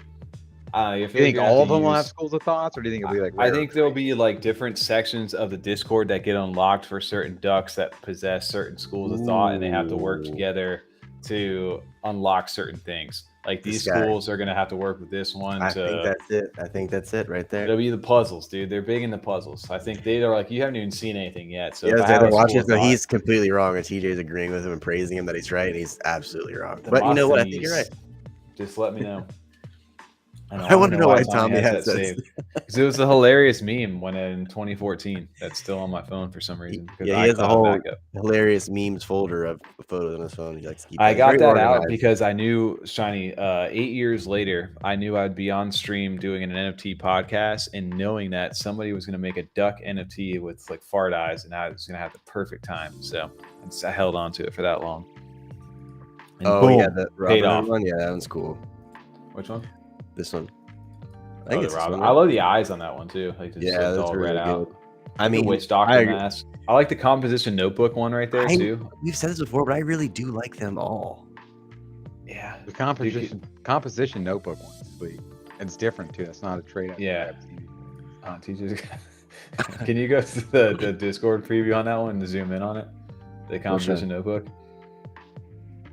Keep going up. Is he in there? I don't know if he's in that one. No, he's not in there. He's not in this one? I think the composition. He's got. If you go on the website and just zoom in, you can see zoom in on your browser. On Which that one is duck it? right there. Yeah, that one right there, the green background with the mohawk. Oh yeah. He's not in this though. He's on Twitter, I think. I think he is on their Twitter. He's definitely on Twitter because I've seen it bigger, and that's the reason why I was like, "Yeah, it's a fucking composition notebook." Get the Robo Duck there too. Damn, some of these look really good. I think it's up higher. I think it's more in like the pictures tab. Up in like. I'm in media tab. I'm in media tab. Maybe they retweet. Not back, Tommy. What is? I'm in the media. Who's back? Yeah. DJ's back. Get off his back. He's in the media tab. Yeah, I was waiting for Naked HD to show up. I thought you said they're back. I was like, Naked HD? Let's go. Nice. All right, well, you guys can just imagine one with composition notebooks. Oh, there you are. Yeah, I mean, you can't see it. Or like a fuzzy TV screen, like an old school TV. One or two. I'm going composition notebook, though. If I had to guess. What their traits are inspired by? I like the Pharaoh. I like the Pope. Her monsters. As happy as those some of the other ones. Like the Letterman jacket ones are pretty clean, especially the ones that have like the nighttime backgrounds. Some of the backgrounds are really well done too. Obviously, the 101s are great, but some of like the ones that maybe like listed as rare or uncommon, they seem like they have some really cool backgrounds. Well, is it called Her Monsters or just Her Monsters Gang? What's it called? There's Her Monsters Gang, and there's also a Solana one too, called Her Monsters. Her Monsters. Real monsters? Oh, it's Her Monsters Gang, I think. Real monsters. That's some like very cryptic. Eyeballs up. Yeah. Is this a real like black and white thing with the other chick who's an umbrella or whatever? They'd scream at the end of the intro song. Dude, the little guy holding his like eyeballs. Tom just said that. Welcome to the chat. I was reading Her Monsters Discord. What was the guy? He was like a little like gremlin monkey thing, right? Gremlin monkey thing. Yes. The third guy. There's three of them. He's like a pink monkey or something. Oh, is he? That's what it was? Monkey. I don't remember. I don't know. Yeah, that's just 90s like Nickelodeon show. Oh, he's like a little like he looked like Stimpy kind of. Yeah. He's like a little like gremlin thing. Yeah, for sure. I got you. There you go. Oh yeah. Damn, throwback. Fucking. How old are we? There you go. This show messed me, probably messed kids up when they were young. It was very weird. The guy, I don't know, his armpit hair was unsettling. The guy that had his eyeballs up. I forgot about that. Oh, man. All right, guys. Well, any other questions we got going on? We got the Her Monsters. I know we were just talking about that. It got us on a tangent. Yeah, I do want to find that project out, though. It's Her Monsters Gang. Yeah. Is it Her Monsters Gang? Let me see. Yeah. They got like 535 followers. Discord's private. They got a website. Ooh. Okay. All these ones that are doing like these private Discords and stuff now, like I just can't help but feel like I don't know if it's the Mallard portion, it's a new marketing technique. It's working though. It's like I want to. Actually, that website's dope, bro. Go to hermonsters.com. I know. Did you press shh or sway me? I hit skip or shh. I hit shh. What'd you hit? I hit shh. You want to see everybody on rug? No, I got. Ooh.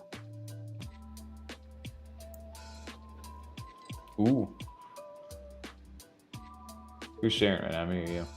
Me. No, me. Oh no, it is you.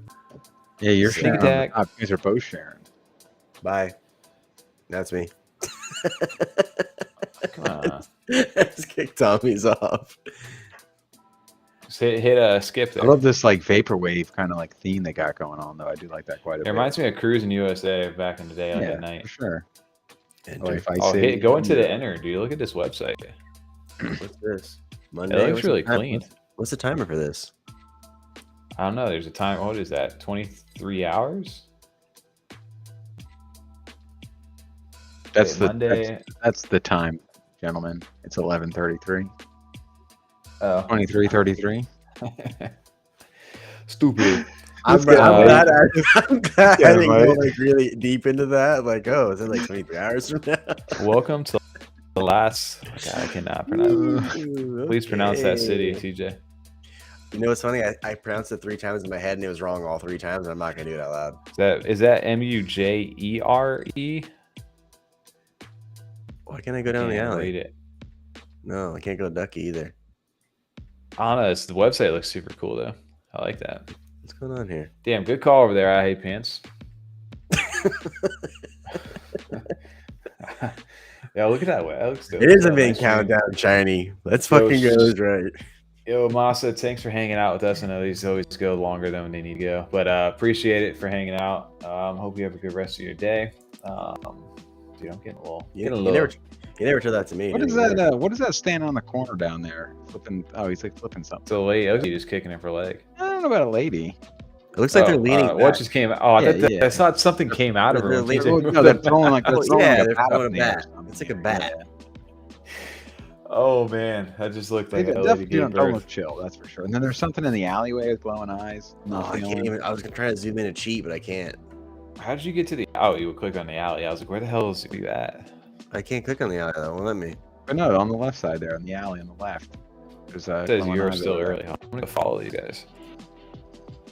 Yeah, no, we need to get in this Discord Last here. move. If we can go the.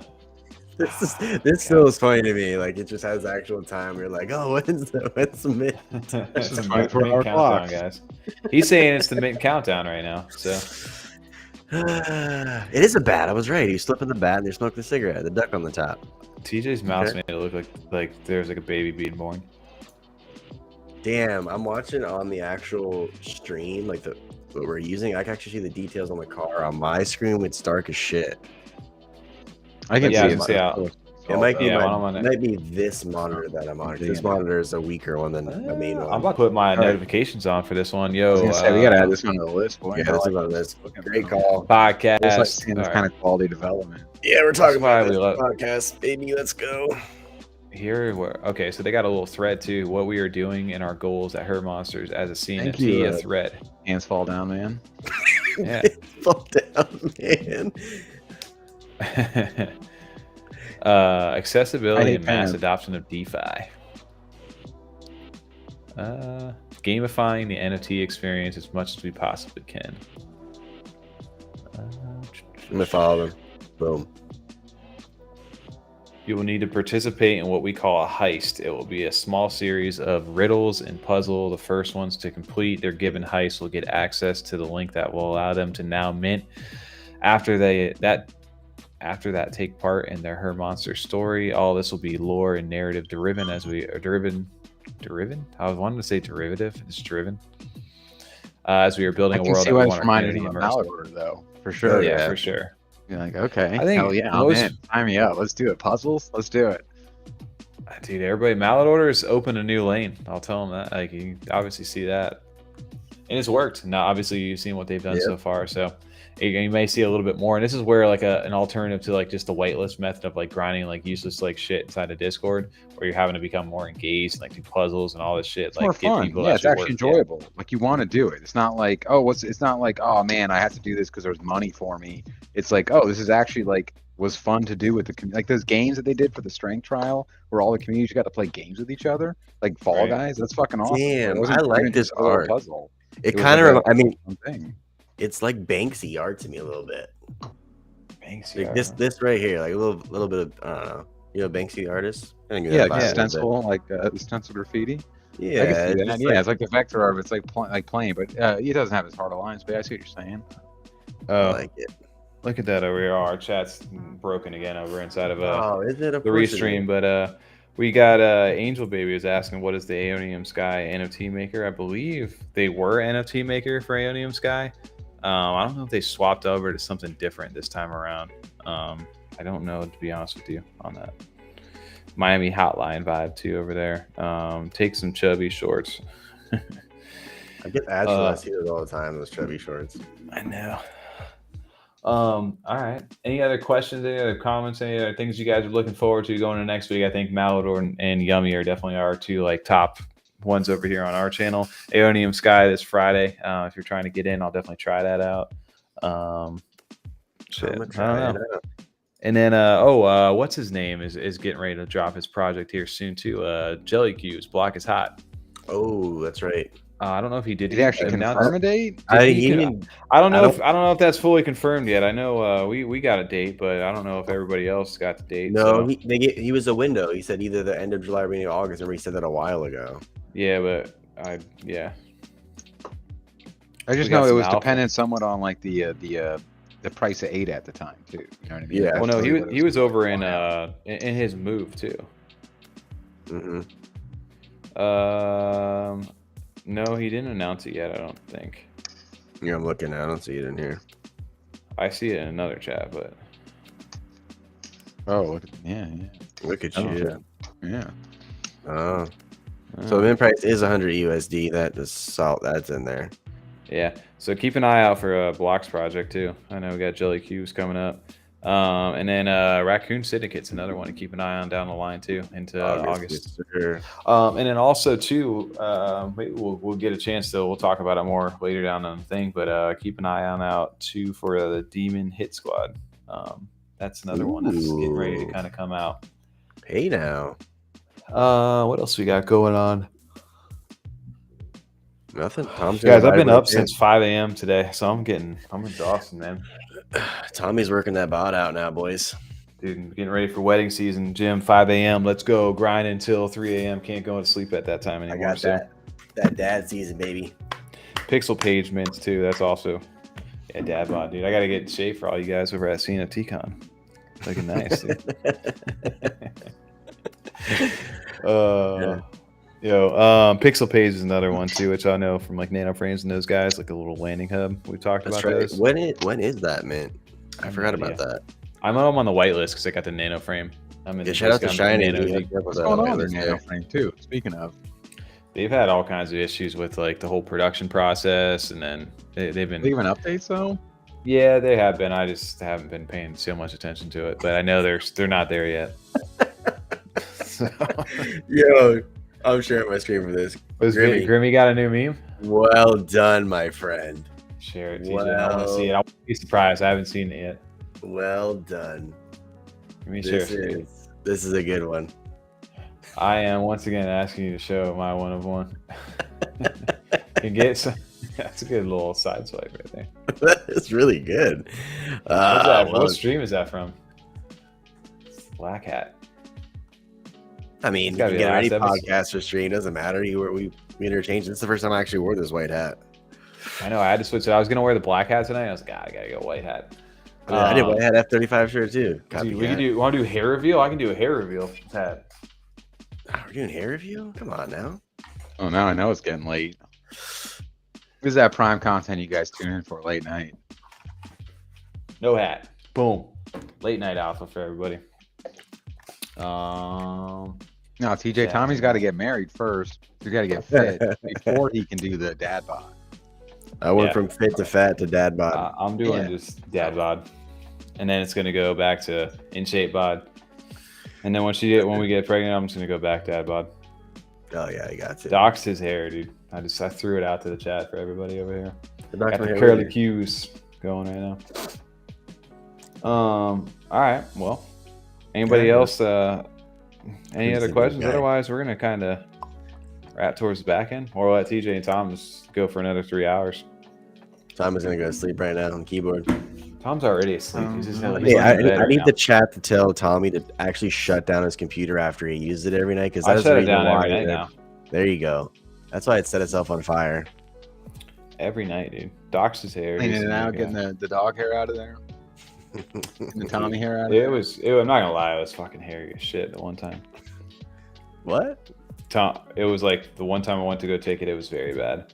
Dude, Yeah, I'm doxing hair, dude. Yeah. Tom, what's the back? Dude, we're gonna need a Tom hair reveal for everybody to blow their fucking mind. Ooh, that would blow their minds. They've seen it. I mean, I had my hair down. We did have it for episode 12. You had the hair down. Like I don't think but you've still been growing since then, I mean, right? You haven't got a haircut, right? It doesn't grow that. It doesn't grow that fast. It's not. Like Yeah, but like it's there, dude. Tom's gonna get dreadlocks now. It is shiny. Now My we're PC talking. is also my heater. like the Matrix. Matrix 2. Mm-hmm. The twins. Shiny goes. We don't need the heater here. That's like, I just like, oh god, dude, can you imagine? Well, yeah, I was gonna say, yeah, shiny. That makes sense over there in UK, right? Bro, it's so fucking hot out right now. Like down Well, here like in Florida. I guess not for. Or no, shiny. You're over there in Australia. Sorry, yeah, words. I got that mixed. It's winter over there. It's winter down there right now. What are we talking What is about? it All right. outside? Like 15? I was gonna make a joke to Shiny's it's a thing. Other time needs the beard to mask the pubes. Oh, hair. All right, we can end it like the podcast where it goes. Yeah, but it's not gonna cut like that because it's live, so we're not gonna have the fun effect like that. So it's just gonna have to be like, everybody, make sure before we get out of here, we'll plug this one more time. Shout out to Wolves of Rome. Shout out to Kyle earlier for jumping on with us tonight. Thanks for sponsoring this show. It was dope to dive into that tonight. If you are still here for some reason, make sure to like and subscribe to the channel. There's plenty of this content for everybody out here. Shout out to the hair reveals tonight at the end of the night. Make sure to give that a thumbs up. We appreciate everybody hanging for almost 3 hours again tonight, dude. We do these every Monday night. Do we? Sometimes. Maybe it was Tuesday earlier. I just broke my computer doing that right there. Oh, literally. All right. Well, I'm going to let TJ give us a little and take it out. But 7 degrees. Good morning, ML. Oh, you came in perfect time. We're getting ready to leave. Good morning.